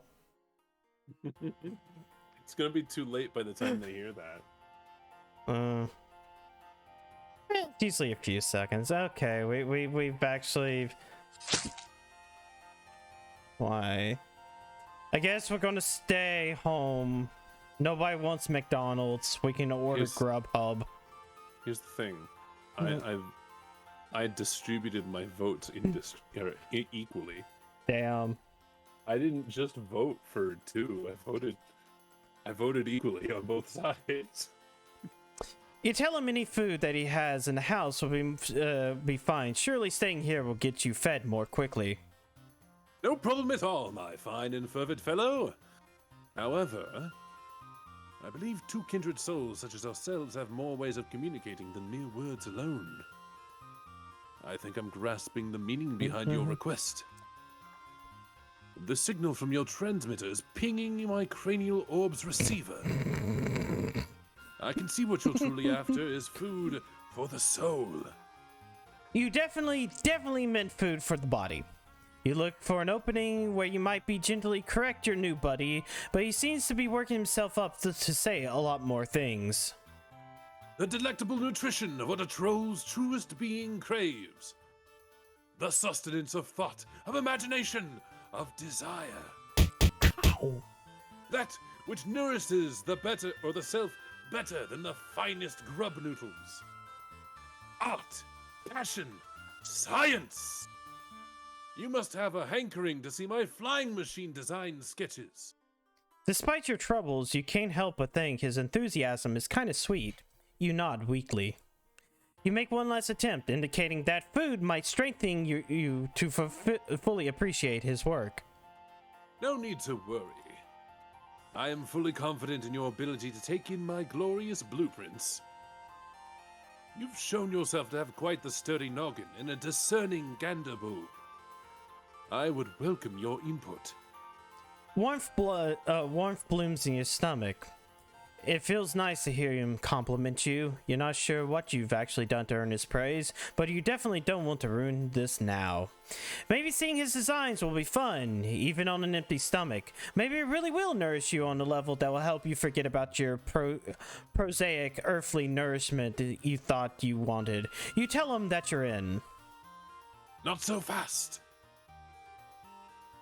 That which I am planning to reveal to you is what I keep closest to my torso pillar. It's not that I don't trust you, my footloose and horn-free cohort, but I think I would trust you a little bit more before vivisecting myself and displaying my bleeding organs before your penetrating gaze, which is a metaphor for exposing my portfolio. Might I trouble you to participate in a small trust trial? No problem, you tell him. Your bud insists that you make yourself comfortable while he gets a few supplies. After a few minutes, he returns with a fistful of fabrics in different colors. Here's what I've been bouncing around the old brain box of mine, buddy-o. I'm going to tie this blindfold around your face. Then I'm going to give you some instructions. And you're going to try to locate the case where I keep my treasured sketches. If you can find it, it's got to mean we trust each other deeply. Like two wings working in unison to achieve liftoff. If that's how wings work, I'm still figuring out the principles of the matter. What a romp! Are you up for it? It's too late to turn back now, and really, you don't want to. It's kind of a relief to have him tell you what you can do to earn his friendship in plain terms. Well, as plain as this guy's terms ever get. You give him a thumbs up. Now we're on the trolley. Trouble with the trolley, eh? Wait. He quickly ties the fabric around your face. The time is upon us. Time for the inaugural flight of our deepening bond. Time to nudge our fledgling companionship out of the nest and see what happens. Your friend starts to direct you around the room. To the left. No, my left. Sorry, okay, I meant your left. And now onwards to the glorious future that lies before us. You smile weakly, doing your best to follow his instructions. He sounds happy, so you must be getting somewhere. Almost to the doorway. 3 steps forward if you would be so... Wait! Crash. You stagger backwards from the impact. You hear yourself wheeze. The shock has totally knocked your lungs out of commission. Your chest jerks in tiny contractions as you gasp for air. Oh, beans. Ding dong, darn it. There's no pain, just an intense pressure focused on your center of your face, right where you ran into something face first. You pull out the blindfold and you hear footsteps. It probably means your new friend is rushing over to help. He gets the blindfold untied and his face swims into your vision. He looks utterly gobsmacked. Why, I'll be a hornbeast's grub food. Everything copacetic, new pal. You put your hand to your face and touch something wet. Sure enough, when you pull your fingers away, they're covered in blood. Your nose isn't gushing or anything, just sending out a couple rivulets to let you know that you're having a bad day. It's not so bad. You tell your acquaintance this, but he doesn't look any less horrified. Shivering stratocumuli! All this time I've been testing you. To see if I could place the tender gift of trust in your declawed little hands. And here you've bestowed upon me the greatest trust of all. Knowledge of your non-standard hematological attributes. I'm truly honored, flabbergasted. Absolutely pushed to the brink of rationality by such a display of faith. Never mind the trust trial, you deserve to see my sketches. Just wait here. Be back in 2 shakes of a baby Barbie's hindquarters. You sit down on the floor again, wiping the blood off your face. You're not going to question the stroke of luck you've been shown. Why, if you knew bleeding was the key to his affections all along, you could have incurred some blood from the sites of your multiple injuries. But no matter, you sniff the last of the blood back up into your nostrils, tasting metal at the back of your throat. When your almost friend returns, he drops a big sack of papers on your lap. You page through the designs. The first few are rudimentary, mostly variations on the spaceships with little notes like, how do you make it not reach escape velocity? And less jet fuel, shape could be less aerodynamic? But as you kept going, the designs got pretty interesting. One seems to rely on some big rotating sails to achieve lift. Another shows a light frame body attached to 4 jointed wings. You briefly wonder what he plans to make the wings out of before you see a note stating that these are dragon wings. A follow-up scribbling states, flapping mechanism, how soft to soften rigor mortis? But hang on, you take a closer look at the machine's frame. This guy's sketch is pretty detailed. The frame doesn't seem to be made of wood or aluminum as you expected, but smaller, individually shaped shapes lashed together with some kind of cord. Maybe it's just macabre aesthetics, but you think it looks like bones? You look back at the other designs. Now that you look at it, the sails in this one have a texture that might be leather or similar. The sketches themselves are picked out of some variety of colors, not dissimilar from some of the brand new blood colors you discovered lately. Oh boy. You've been down this creepy alien road before, using your lightest, most jocular tone. You question the bone shapes, you soften your words with a big, not freaked out smile. What's that? Well, I'm not a construction professional, you know. I've got to make use of what's available. Only cold low-bloods and grubs, of course. Not an ounce of insurrectional spirit in this fellow over here. Fear not, unhoard one. Those wacky cultural differences, you just misunderstood. You take refuge in your old standby of nodding and smiling. It's none of your business what body parts this fellow uses or doesn't use to make his Wright brothers transformative fan works. Friends aren't for judging people's use of corpses as construction materials anyway. You know, when you crash landed on my planet, I had no idea what to think. Vicaire, old boy, you've really shot the balls now, that's what I told myself. Telling an alien about your flying dreams, that's ruffled the kitty, and no doubt about it. But now that we're here and you're having a looky-loo at my sketches, I'm thinking it might have been right for us to meet all along. Perhaps the work of the capricious Madame Destiny. Surely he's about to say that you are friends. You can almost taste those sweet friendship-affirming syllables coming from his mouth. You're just about seconds away from that coveted F word. Or are you? Maybe you misconstructed everything. You look back down at the sketch. Oh, yeah. Misconstrued everything. Maybe you look back down at the sketches. Ah! Bones in this one, bones in that one. He says these plans calls for the bones of aliens like him, at least if you understood him correctly. But they don't really look that different from, well, the bones you're more familiar with. Your own bones. Your bones, which have already gone through a lot today, and maybe seem like they be in kind of harvestable condition, if one was so inclined. You clear your throat. You say, he's not in the market for these materials right now, is he? Like, right now? The friendly guy doesn't understand your question. You're not going to push it, but you do risk a quick glance at yourself, then back at him, then back at yourself, just to see if he's checking out the stuff, so to speak. When you look back at him, he looks aghast. Oops.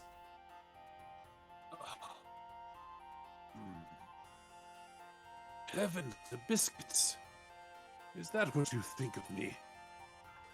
You think I'm the type to start taking people's body parts all higgledy-piggledy? As if there weren't plenty of thoughtfully discarded rib cages to work with? If that's the type of gent you're looking for in these parts, I'm afraid I'm not the type of aggressive heartthrob you're after. We can't all be the macho, bloodthirsty romantic hero type, ready to whip out our organ harvesting tools at a moment's notice. I thought we could be friends, but now I see you looking for something different. My apologies. I think it's best if you go elsewhere. You want to correct the misunderstanding, but you're not fully sure what the misunderstanding is. This guy doesn't seem to be in any mood for a friendship right now. You hang your head. Looks like this was all just a big waste of time. Misunderstood. Man, chat, we should have gone for McDonald's. But no, you said y'all wanted McDonald's at home, and look what McDonald's at home got us.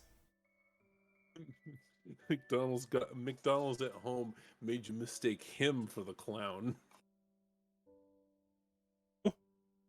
Okay. All right. The true ending one. Boop boop boop boop boop. I vote for Maka's Hoober. Well, some of y'all voted for Mickey D's, others didn't. But really, you know, who's to say? Alright. Go out and look for food. Yo, food. From your budding chum's words, it sounds like he himself isn't sure if there's any food in the house. Best to risk it and go outside. You tell him your decision. Up choice, buckaroo. Foraging is how I while away most of my time, after all. There's just one small matter to trouble the old brain power. If we're venturing out into the unknown yonder, we should obtain some chow for my Lucius as well. He'll grumpy Gustav if he goes too long without his nosh. You draw yourself up proudly. It has taken a lot of bizarre run-ins and harrowing close shaves, but you know all about Lucius's. You inquire about Gustav, was it? Oh, what a card you are. No, my Lucius. I call him the Canary. He whips out a photo. It shows a smaller version of himself, his horns nothing but stubs, a far too big pair of aviator goggles slipping off his nose. Standing behind him is a large white fowl, big scraggly wings folded back against its body. You want to say it's an emu? Whatever it is, it's definitely not a canary. It beaks touches the top of your pal's head with something that might count as affection. He's not a persnickety sort. All kinds of bugs and leaves will tickle his fancy. Shall we away? Shall we greet the horizon that rushes forward to meet us with astounding grace? Shall we give ourselves over to the current of time's great river? Sure, you tell him. You can leave the house. It's getting a lot easier to pay attention to only the words this guy says that actually make sense. You kind of enjoy the way of his way of speaking, though. If nothing else, it gives you the feeling that he's really excited about this food quest you're going on together. Your alien pal leads you back down through the pulley system and outside again. The trip is not so easy on your bruised ribs. The thing about walking is, when you walk, your body moves. You had better times, it's all you're saying. You indicate as much to your companion. Oh boy, I hear ya. Moving while attached to Altonia's surface is the worst kind of hooey. The moment when autonomous flight is invented trembles ever closer to the present. Can you hear it approach? The wail of a distant klaxon, the call to adventure. It beckons us forward through the years, a golden thread stretching ever onward to that glorious inevitability. That's not what you meant, but his excitement cheers you up a little. Maybe you will feel better in the future when someone invents flight on this planet. Certainly by that time either of you'll either be further along in your healing or dead. Either way, thinking about the future brings a little rosy glow to your heart. You ask your buddy where you're going next. The world is our bivalvular sea critter. We'll go wherever the wind calls our names. Great. But if it's a short-term answer you're inquiring after, there's a specific plant the canary likes to eat. It's got white petals and leaves as red as a troll's most lurid desires. Could you give a holler if your bows fall on something of that persuasion? You agree to keep an eye out. You continue trudging along beside him, wincing whenever a step jolts your injuries. Maybe a little conversation will help distract you. You ask your new friend what got him interested in flying in the first place. What could be better? Up there, free of worldly concerns. The wind in your face and the horizon at your back. Seeing the continent spread out below you. Finally feeling that personal aesthetic is appropriate for the given circumstances. You chew over this one for a minute or two. It seems like what really makes this guy tick is the travel and adventure thing. Or maybe that's just what you're getting from his general demeanor and pretty much everything he's said up until now. You nervous? I'm just gonna restart OBS. Maybe it's OBS. I don't fucking know. I don't. It shouldn't just be OBS. You're nervous. You're nervous to bring up anything that might make him dislike you, but in the interest of bonding, you forge ahead. Aren't there, you say with apprehension, maybe some similarities between flying and space travel? Like being in a spaceship that could satisfy some of those urges? There may be some superficial similarities to trick the common troll. But in essence, the blood pusher and soul of each. As different as night and day. Not. As a mountain and a ditch. Not. A star and a mud puddle. Not. Don't get a fellow wrong, space travel is No. fine. Well, it's Not. the only way to satisfy our bloodthirsty and nearly immortal overlords. And I look forward to such a time when I can be of service. In the eternal millstone grind of intergalactic conquest. But it's missing the punch, the pizzazz, the kaboom, the trunk beast's honk of it all.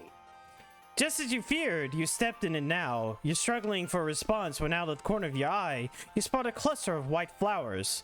Relieved, you point them out to your companion, who races over to gather them. But when he holds one up, you can see it has blue leaves, not red. Your shoulders drop. Seems like you're doing is disappointing your buddy, who has been so nice to you, or at least that's what you think you've read between the lines of his confusing Where is speaking the style. earth-shattering kaboom? Fear not, my smooth-headed compatriot. These are not the loosest fashions we sought. But this plant is people shall. What I mean to say is we can eat it. Since we are people, it's food for people. Food made of people. To be clear. He comes back with a fistful of flowers and hands you one of the blue leaves. You're not at all sure that foods that's safe for your buddy will be safe for you as well, but at this point you don't have much to lose. Besides, with the way your stomach is groaning, it might be as well be perfectly seared steak. You put it in your mouth. Chewing on the leaf, you feel even more affectionate towards the guy than before. You were worried this trip was going to turning into some excuse for him to run some kind of household errand, but he really did find you something to eat. You're desperate to find some way to show him that you understand his interests and want to connect to him on a deep soul level. Anything to get him to look at you with treasure glow of friendship in his eyes. Whenever he mentions space travel, he talks about how something that he has to do, some kind of necessary obligation. So maybe there's a reason he's fixated on an activity that's kind of similar, but just a little different. Maybe he doesn't want to do the required thing, the space conquest, but that doesn't have it in him to rebel entirely all the way. Maybe airplane flight or whatever similar thing he has envisioned is a compromise between what he has to do and what he wants to do. As a balance, like all must find in order to live as an individual in a society that shapes one's desires from birth. You constantly open your mouth, heart pounding. You venture to ask your pal if he... Maybe you'd rather not satisfy the demands of the bloodthirsty overlords? If maybe a part of him wants to get into his flying machine and, well, leave? For real? That's... He seems taken aback. Maybe you should probably never have said it. What a huge mistake. You probably pushed his friendship out of your reach for good now. Panicking, you point to the side, yelling that you've seen a big field of white flowers in that direction. Your potential friend leaps into action, seemingly also glad to be given a reason not to answer this question. He races forward in the direction you indicated. In a matter of seconds, there's a yelp, and you realize your acquaintance vanishes. Instantly, you realize your error. You didn't even look where you were pointing. While walking, you unwillingly came close to the edge of a large cliff, where your companion now disappeared over. You raced to the side, your stomach flooding with fear. This is absolutely the opposite of what you wanted. You look down in horror. Your friend now looks approximately how you felt when you first crash-landed on this dark planet. He's conscious, his face frozen in shock, but one leg twisted underneath him in a nasty way. You may not be familiar with his alien anatomy, but you're almost positive that it shouldn't look like that. You call out to him in distress. Sure, he was going to castigate you for your mistake. The strangeness of his language won't make it hurt any less to lose this guy's trust forever. What? Oh! Kalu, Kalay! His voice floats up from the ground below, weak but somewhat jovial? Jovial? Jovial? Jovial. Jovial. It is possible that he's not angry? Oh, joyous happening! Oh, delight for the body and spirit! Did you see? Did your being absorb what occurred before your very visage? I flew, soared through the air, just for a moment, but it happened. An ecstasy like none I've ever known. You hesitate. Is it really possible that he could be taking this so well? That maybe your big fuck up was a step in the right direction after all? It's definitely a little worrying to hear him celebrate a dangerous fall, but none of that matters if you can secure his friendship at least. My strange associate. Come on down here. We will celebrate in grand fashion this eve. How did you know that a brief sojourn through unfettered air would bring me such joy? You're a fine fellow, and a truly superb friend. Your heart lips with joy. He said it! Of course, you now have to find some way to climb down a cliff with your messed up ribs, not to mention figuring out how to transport someone with a broken leg back to the house. You're not really sure if that's possible, or when the adrenaline that guy got you this far will give out and force you to succumb to your own pain. But with a night full of difficulties ahead of you, you couldn't ask for a better balm than knowing that you faced them hand in hand with your friend. Assuming you didn't hurt his hands at least. No matter, you did it! Yay! Well, apparently that's all it took. Some Jump. fucking pain. Jump off a cliff. He flew. For a Yeah, second. there it is. There's the yay. There's the yay. Okay, I did notice that you roboted us still a few times during all of that. I mean, do you want to do one more, or should we call it? I will power through. Yes. You will power through. My connection issues are of no consequence to me. If I'm going to continue having them, I'm going to continue having them whether or not we're doing this. So, yes, I would love to do this. You'll take the first one, and I think you see the other one that I've mentioned before. Well, let's see. I like 45 minutes before I usually stop, so we can do half of it. Well, well, all right. We do as much as you are comfortable with doing, obviously. Yeah. Because you got to like quiet down after a certain point, right? Yeah. Let's see. If we do that, then by Thursday we'll be done with volume 7. Then we could also just save it for Thursday. Yeah. How many? Well, technically 19. You know, we'll do half of this. The last one is hardly a full volume. It's kind of a epilogue. It's an epilogue. An epilogue. Okay. You know what? It'll take like an extra maybe 10 minutes on the end of the last time we do it. So I guess we'll do the first half of this one, and then we'll save the second half for next time. All right. Walking. You sure are doing a lot of it recently. Back on Earth, you never got near this amount of exercise. You're going to be in shape when this is over. Provided you still have all your limbs attached and your bones uncrushed. You could probably come up with safer ways to travel. A taxi or some sort of bus system, but you don't have any money, and you can't read signs. Also, you are routinely covered in blood and bruises. So, walking it is. Tired as you are, your feet still carry you forward, or toward friendship. Have a good night, the Rift person. Oh God. Edgy McEdgerson. Do you want to do that one first? Because Yeah. we can do these in either order, considering they're independent. I'd want to do Edgy McEdgerson. Yeah, there you go. As usual, the streets are hopping, just bouncing around like an overactive bunny rabbit on Easter morning.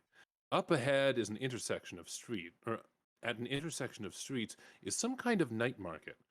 Well, every market on Eternia is a night market. As previously stated, you are broke, but there's nothing wrong with a little bit of window shopping. Who knows what kind of awesome stuff you'll find. You can learn a lot about a culture from their stores. You are so intent on thinking positive thoughts that you are nearly at the market before you realize that quite a few people are coming toward you, in the opposite direction. Some of them are running, actually, and screaming. Looks likely that something has gone down, violence-wise. It's not a stampede. You aren't in any danger of being trampled, and the street is wide enough to just step aside and let the crowd pass by. Or it would be. You get a brief, furtive glimpse of a pair of focused yellow eyes under a low-pulled hood. Then a hand grabs yours so tightly, the tips of your fingers go numb. With a rough yank, you are pulled into the flow of the crowd. The troll girl, who has a hold of you, speaks quickly and quietly. You have to lean your head in close to hear. We are on a date. You are my mate spread, or my moirail, or whatever you want. We're just a normal couple out for a night on the town. We're gonna catch a movie and get some soft-serve grub cream. You feel me? Wow, okay. Alright, first poll. Freak out and let the purr beast out of the bag. Give me 1 second, I'll be right back.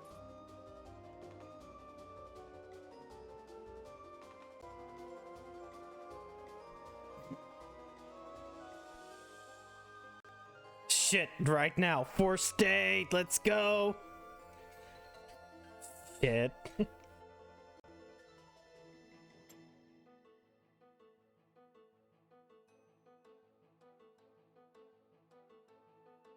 Do, do, do, do, do, do, do.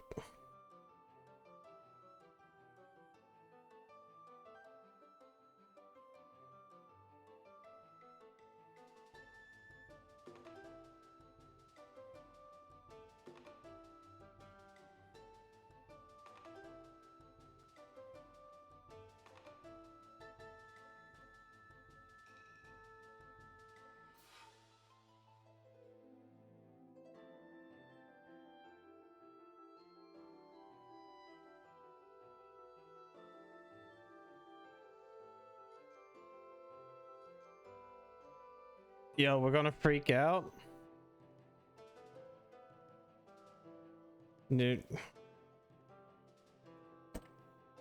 Gotta wait for Lulu to come back though. Shit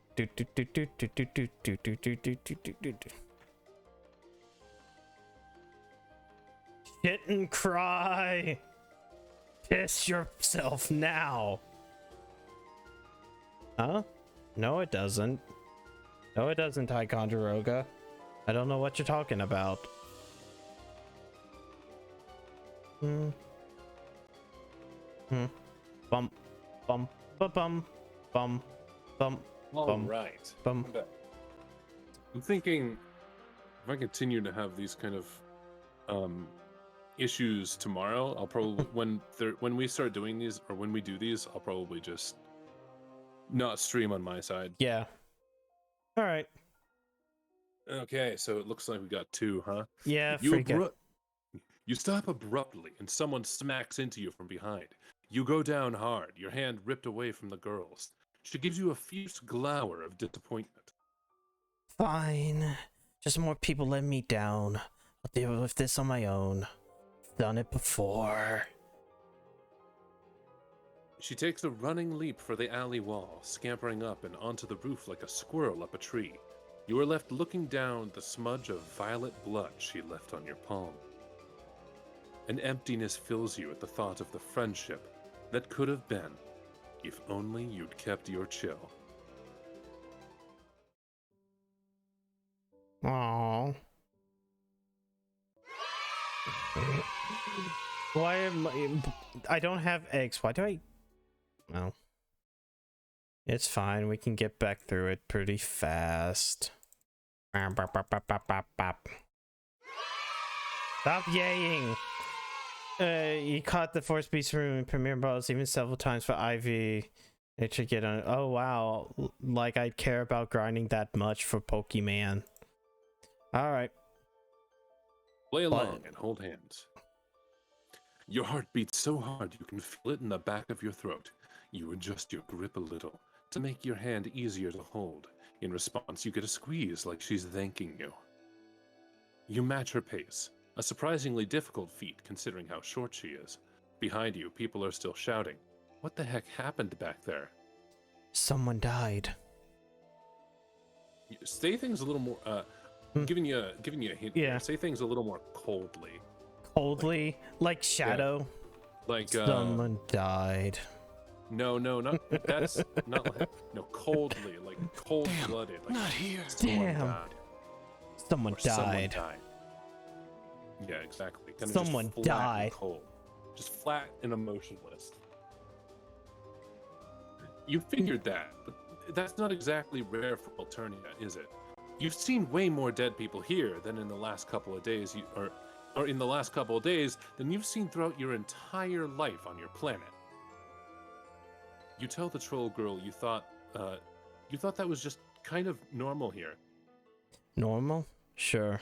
When low bloods get killed, natural order of things, right?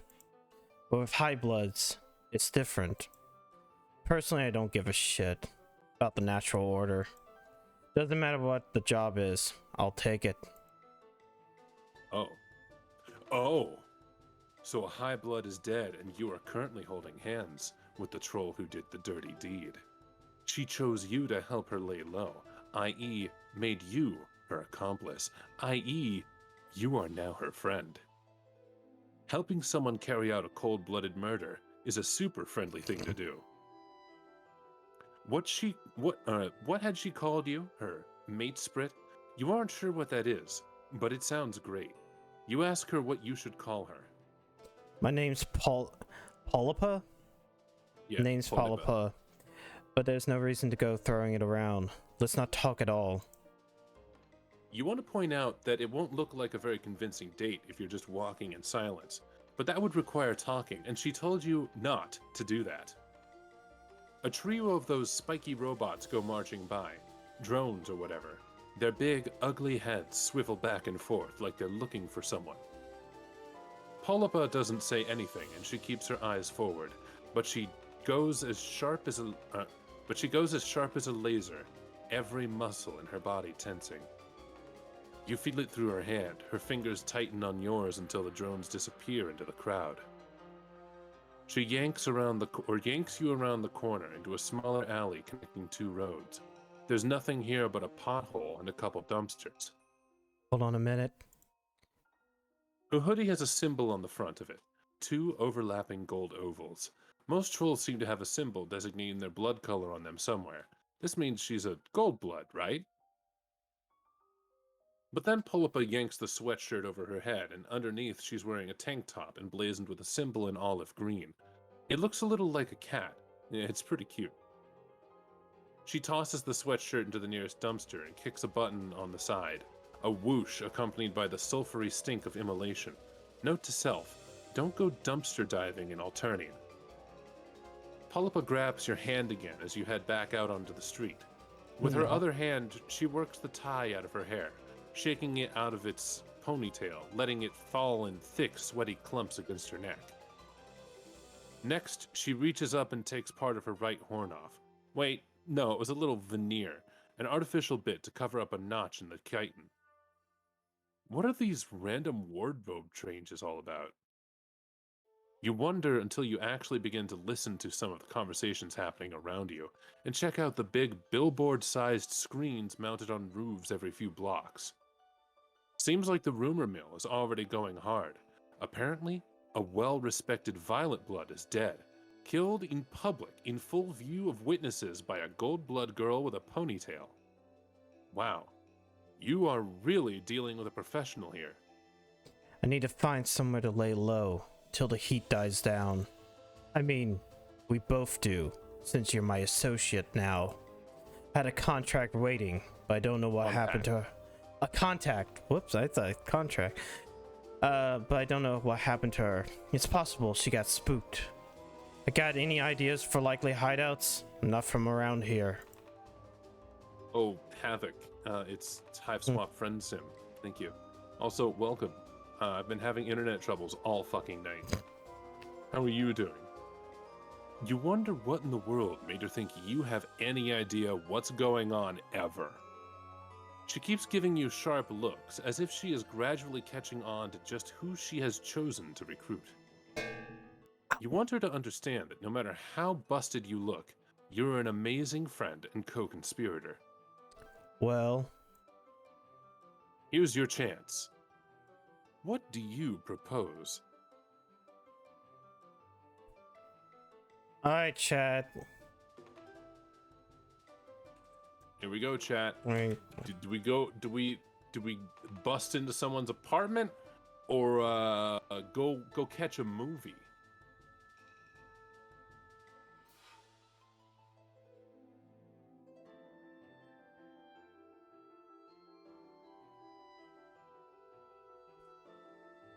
Yeah, Maverick, it's like ice cream, but with grubs.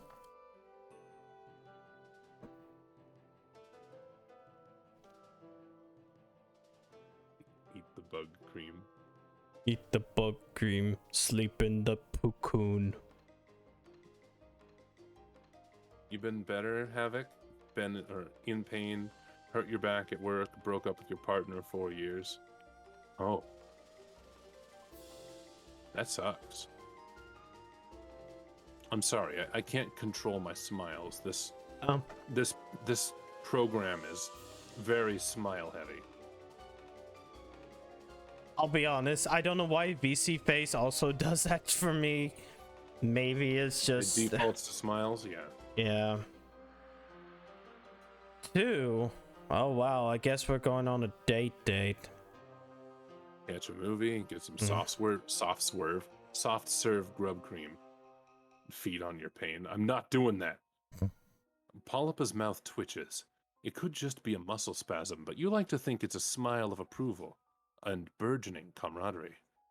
Yeah, I guess we could. That's what people do on dates, right? It's been a while. I haven't seen a movie in forever. Let's do it. She squeezes your hand. You would have thought holding hands for so long would get sweaty and uncomfortable. You're certainly nervous enough, but her skin is surprisingly cool. With a couple of exceptions, all of your new friends have been literally cold-blooded. Also, metaphorically, for a few of them. But you aren't going to judge them for their lifestyle choices. That isn't your place as a friend. Regardless, your point is, it's kind of nice holding hands, even if it is under completely false murder pretenses. Come on. There's probably a theater in there.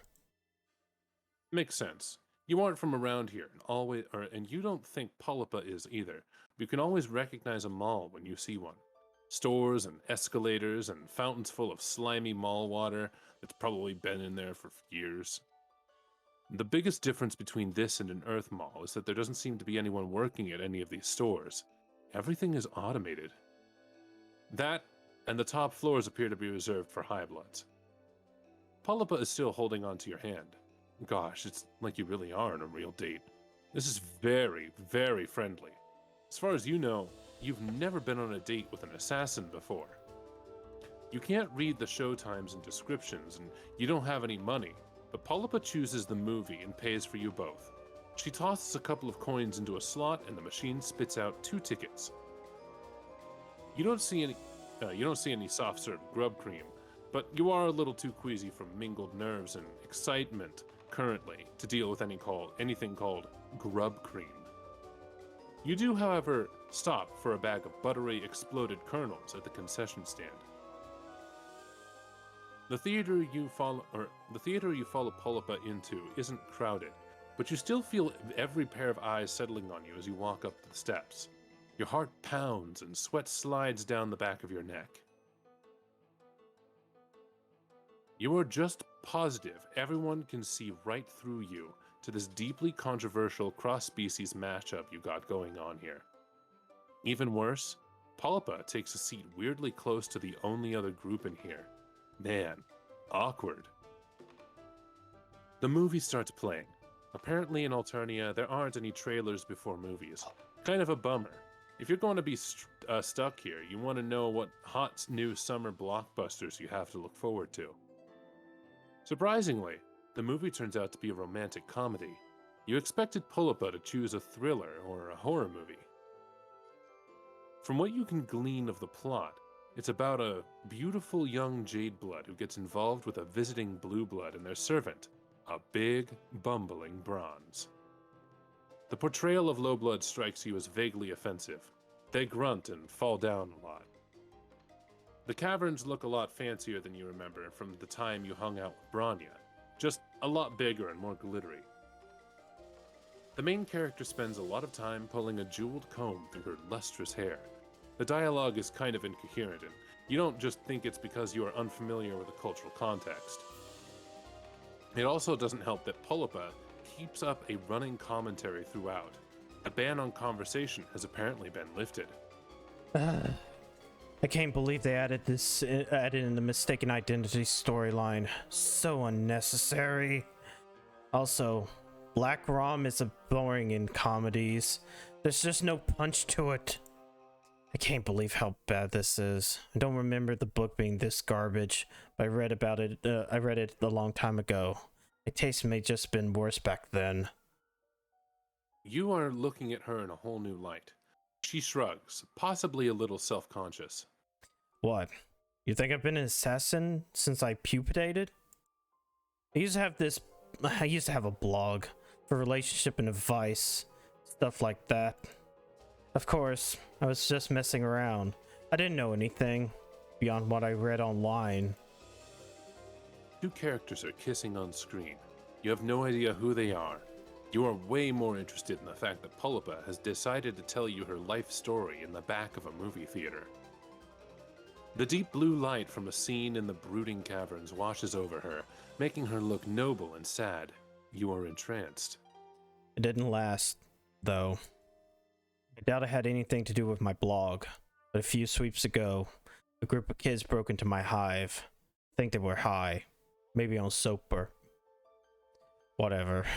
They stole a bunch of my shit, killed my Lucis, and then some little psionic fuck broke my legs with his brain. Just because he thought it would be funny. You are riveted. You have a bit of a tragic backstory yourself, but nothing this dramatic. Polypa picks through the buttery exploded kernels with a delicate claw. I was trapped in my hive.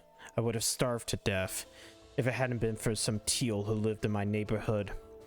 Just some little idiot who ran around with an Eastern Alternia replica sword, challenging per beasts to duels. Teal bloods are pedantic, but Bulls Lords? Yes. They care about justice, and these kids had attacked me for no reason. I didn't break any laws. Anyway, that's why I'm equal opportunity for how I take jobs. Low blood, high blood, everyone is scum. One of the kids in the row ahead of you turns around to tell Polypa that if she and her Moirail want to get all nasty and pale, maybe you should get a room. Polypa kicks the back of her chair and tells her maybe she should mind her own business. The girl looks about ready to jump over the back of her seat, but the guy next to her pats her firmly on the cheek, almost a slow-motion slap, firm and intense, with plenty of uncomfortably intimate eye contact. The girl settles down after that, and everyone goes back to watching the movie. The rest of it goes by with your head spinning and your heart in your throat. You're glad Polypa trusts you enough to share her past, but you're nervous about her talking about it in public. Wasn't the whole point of coming to the movie to lay low? Think about it. When the girl sees the description and the alert, she's not going to be thinking about the noisy olive blood getting all conciliatory in public. It's a safer than skulking around, believe me. Gosh, Polypa really is an expert. You're so glad you got to go on this date with her, even if it was mostly fake. As soon as you're back out on the street, Polypa pulls out her phone. Slowly, her face falls. Fuck. That little nook looker. I thought she bailed on me, but according to her chitter, she's dead. I got her. Damn it. I told her to be careful. Her sadness is quickly turning to rage, vibrating off of her in frantic waves. Her voice gets louder too, and people are starting to look your way. Heckling in a theater is one thing, shouting at a phone about murder is another. This is going south fast. You've got to calm her down. Deploy shoots. What? You know about Shushpaps? No, I don't. For lack of a better plan, you copy what you saw the troll inside do to his angry date. You press your palm firmly to her cheek. To your intense shock, she blushes a deep olive green, and her eyes slip closed. She leans into your touch as if she is drawing comfort from this tiny little gesture. Then she blinks and pulls away. What? Listen, I'm technically on the clock right now. Let's be professional. She bites her lip, hesitating. Then she reaches up and repeats the gesture on your face. An unbelievable warmth fills you. Could it be the warmth of friendship?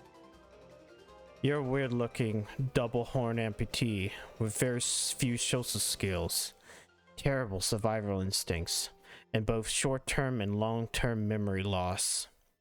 But you're alright. If you ever want to learn a little cash, I could use a partner I can depend on. Is it raining? No. Those are just tears in your eyes. Tears of gratitude. Okay, don't get choked up. You're definitely just gonna be bait. You assure Polypa that, due to your general ineptitude, you wouldn't want it any other way. Victory! Yay! Freezy, Jesus Christ. No. Freezy started simping. Freezy started simping hard. Damn. Alright, let's go for the bad ending. Don't worry, Freezy. There's plenty of murderous bitches in this show. Oh, now it's just, you know, her reveal face. Play long, hold hands. Okay, I guess we gotta hide out. In one of these apartment buildings. Yep. That's a possibility. Most of the hive stems around here are cheap rentals, burgundy or bronze at most.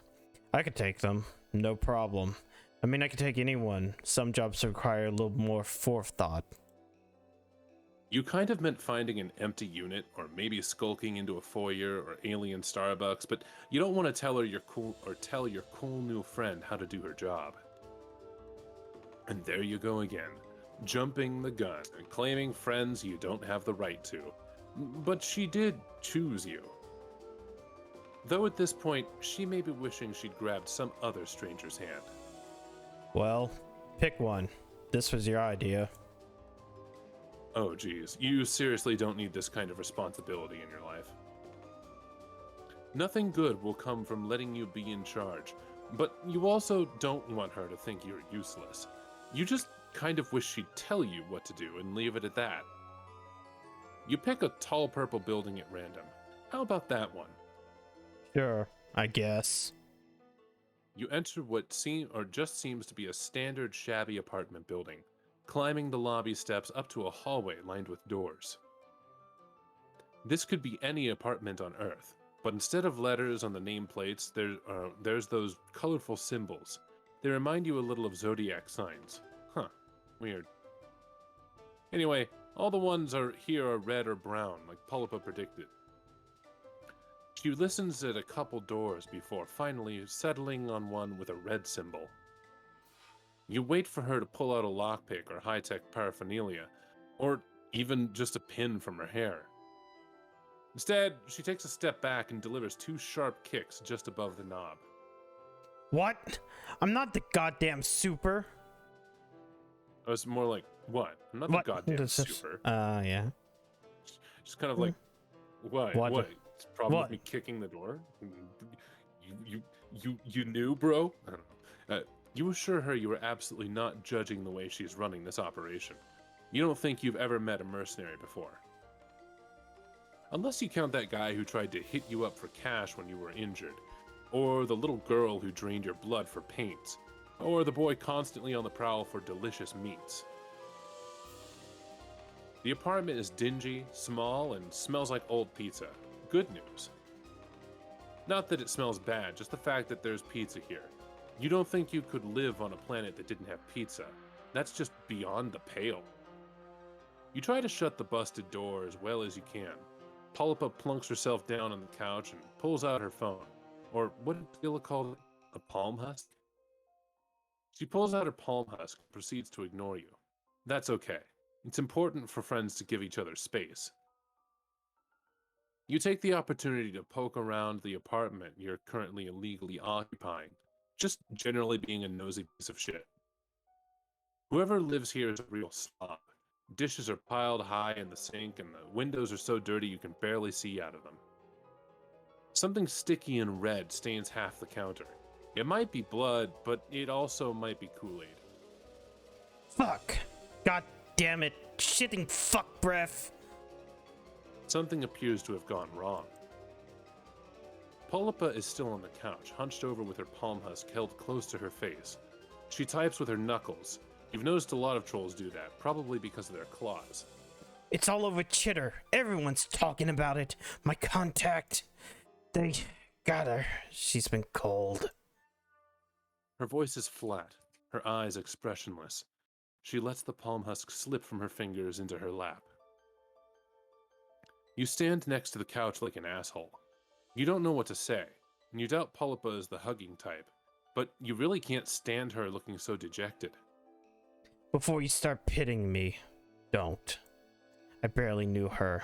It's not like we were in a quadrant or anything. It was just business. You sit down on the other end of the couch, tipping your head and raising your eyebrows to show that you are ready to listen and learn, and commiserate. Polypa wraps her arms around her knees. Most pros work with a partner. It's a lot easier when you had someone you trust to watch your back. It's usually quadrated pairs who work together. Quadrated. There's one particularly famous olive and gold blood duo. I lost plenty of jobs to them, but I never found anyone that I trusted enough to make into my partner. But it's beyond it, just a random one-off. Killing a sea dweller is no joke. It's almost impossible. Does that mean the guy back in Town Square isn't actually dead? Polypa looks affronted at the very thought. Excuse me, no. It just means I had to get very expensive knife and coat it in very expensive poison and stab it in exactly the right place. The motherfucker's dead. There's no doubt about it. I don't leave jobs half done. High caste jobs are my specialty. Most people are too afraid to take jobs higher than teal. Me, I don't care. Low blood, high blood. If you got the cash, I'll do the job. If I did have a partner, it would make things a lot easier. I'll admit that much. I just want to quickly, briefly point out, what's the context for an Alternian saying motherfucker? They don't have mothers. Did they? Let's see. No, they don't. They don't. I have know mothers. they don't. They have that grub. And she said the motherfucker is dead. Yeah. They go back at the close menu. You cough lightly into a closed fist. What's this? Something caught in your throat, perhaps? Could it be the steady hand of fate reaching a finger down and testing your gag reflex? You murmur delicately that sometimes destiny steers you in a direction you never thought you'd go. Maybe, just maybe, it has steered her to you. That's forward for sure, but you're pretty much an old hand at this by now, right? Polypa snorts. It's a little watery. She isn't crying, is she? No way, not a tough assassin like her. You're imagining it. You, no offense, but I only grabbed you because you looked weird. And I figured you wanted to avoid the drones even more than I do. You don't exactly blend in. You can't argue with her logic, but a sourness starts in your throat now at the realization that Polypa had not chosen you for your obvious trustworthiness and friendship potential, but rather because you look like a goddamn disaster. Fair. A very fair assessment. Whatever. You can get past that. God knows you've gotten past worse. Like attempted murder. As a good friend recently said, you gotta break a few cluck beast embryos to make a grublet. She's considering you now more thoughtful than before. Well, I guess beggars can't exactly be choosers. But you have to remember. But what you have to remember, you aren't destined to find out. That fate finger reaches down further and chokes you. Keys jingle outside the apartment before whoever is out there catches sight of the busted door. What the hell? You and Polypa lock eyes. Oh shit! A quick flash of silver, and suddenly a knife appears in Polypa's hands. Where did it even come from? Outside in the hall, someone is swearing. The broken door falls inward, and before it is all the way open, Polypa is up and over the couch, launching herself at the intruders. Shit, wait, you are the intruders. And this is what you were afraid of. You were about to watch your new friend kill some poor blood troll. This was such a terrible idea. Too bad there's no way to go back in time and make your choices all over again. Yeah, that would be rad. You wish life was like that. A short, stout little guy with a red symbol on his shirt comes through, but right behind him is a troll so tall he has to duck down to get through the door. Oh, hell no. The giant troll catches Polypa with one hand. He's got big ram-like horns and a curly purple symbol on his shirt. His face is painted in lines of black and white, makeup designed to make his face look more like a skull. Look, babe. Look at these tiny wriggler thieves. Polypa writhes in his grip, clutching at him like an angry cat. She hangs on, giving her a shake. Or he hangs on, giving her a shake. Shit. You have to do something, but what? If you get in that purple guy's reach, you are absolutely going to get killed. You try to move your feet, but your survival instincts are kicking in, and you are rooted to the spot. You can't do anything. You're useless. You don't even know what happened to Polypa's knife. God, you wish you had taken some self-defense classes back on Earth. The High Blood gives Polypa a wide smile and tosses her across the room like he's lobbing a dodgeball. She lands on her back, rolls to her feet, and bolts for the window. Of course he would have a High Blood mate sprite. Mate sprit. Mate sprit. Yeah. Yeah. The High Blood turns to you and sticks out a big gray tongue, and wow, suddenly you can move your feet again. You throw yourself out the window after Polypa. You're only one floor up, but that's one floor more than you would like to be when falling out of a building.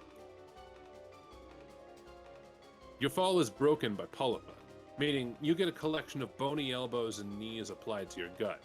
She bares her teeth at you. Get off, idiot! They're definitely going to call the drones. We gotta run. You roll your big floppy body off her and hustle to keep up as she peels off down the street. You throw one last glance over your shoulder and see the two guys hanging out the window. The High Blood waves lazily. Polypa starts out strong, but pretty soon she is limping and leaning on your shoulder.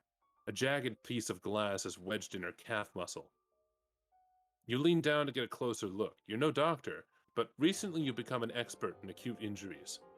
What the hell? Stop! Do you want me to leave a blood trail? We need to split up, now that we've been seen together.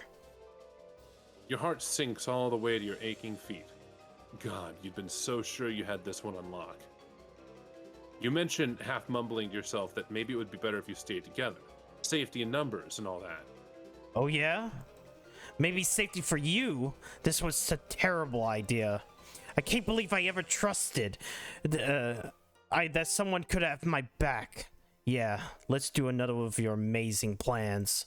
Sounds great. She leaves you at an intersection of streets. Even though she is no longer leaning on you, you nevertheless feel a heaviness settle inside you.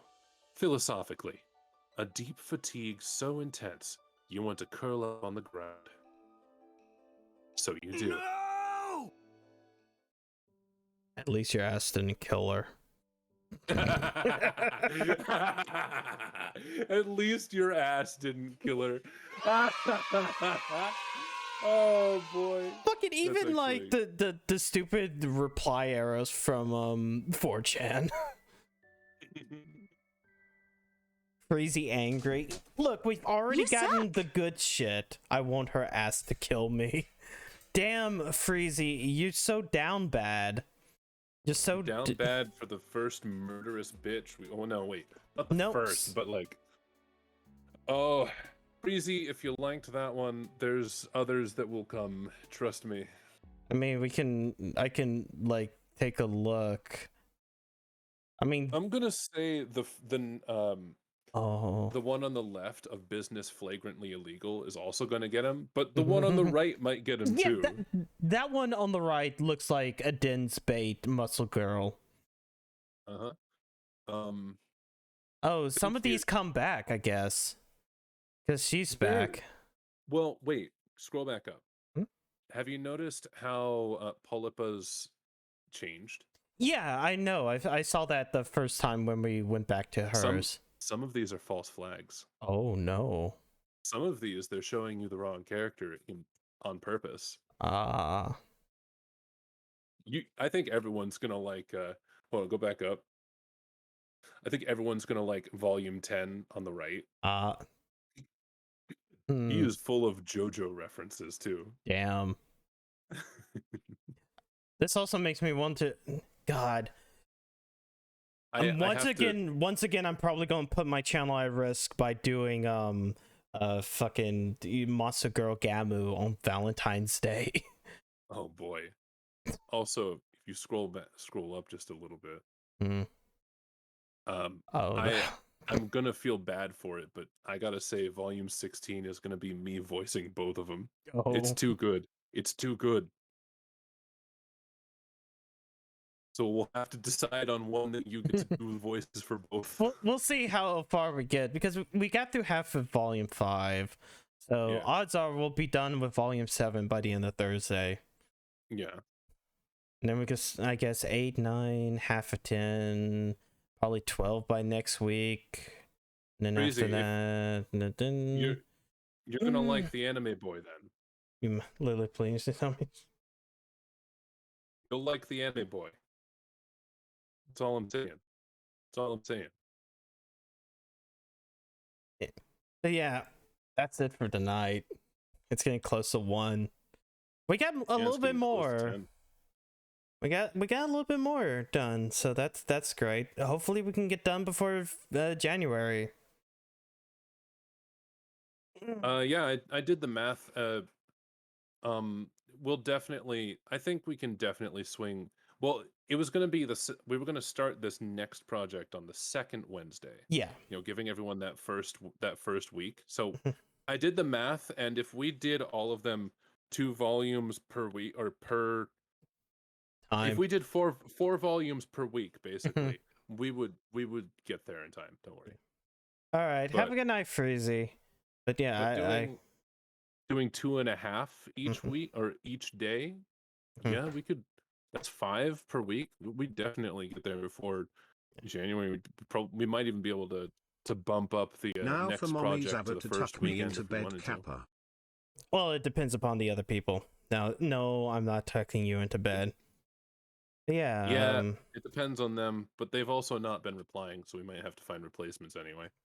The only people I know who might even be up for it are people who actually know Homestuck. So I know you wanted people who have never read through it. Yeah, that's the ideal. But yeah, my girlfriend's joining us, and she just read through some of it. She's not fully in it. and everybody I know is also like somewhat busy as well. So we'll just I'm sure we'll find somebody. Yeah, we should be able to. Okay, why can't I see live channel? Anyways, hey, tomorrow's Yakuza, and we'll be back to this on Thursday. I already have next week's schedule already prepared. Dins is still on. Do you all want to go? Let's go raid Dins. Yeah, hopefully. Wait. Sounds good to me. Wait, I thought I just saw him. Wait. Did it not? Oh, for some reason this took a second to update, and it showcased that he was on, but no, he's no longer on. Fuck. We could raid Pandemonium. Could raid Panda. Panda's always a good time. Yeah, sorry. It's just when I loaded up this list, it showed Dins on, and then it's just like nah. You know what? Let's go with Panda. Heavens to Betsy, but yeah, Pandemonium. Yeah, we'll raid into Panda, and I'll quickly duck out because I don't want to be spoiled on Ishin, even though this is completely within Japanese. So hopefully my buttons work again. I did an update, and hopefully we'll raid in unison. I have got my raid ready, but I'll click raid now when you are ready. Oh God, no, it didn't do it. / Ray. Thank you everyone for showing up, guys. Mwah. Love, no hate, only love. We must spread love. Spread the love. Yeah. Okay. Yeah, I got the raid set up. 14 viewers going to Pandemonium. I don't know why Mix It Up Bot has just decided not to work anymore with my raid buttons. I've spent hours setting all this up so I can be a lazy piece of shit, and now I can no longer be a lazy piece of shit. Lamau. All right. But anyways, thank you guys for coming out tonight. Stay safe. I'll see you guys tomorrow night with Yakuza 5. Have a good night. And also to Lulu's audience as well. Night. Love you all.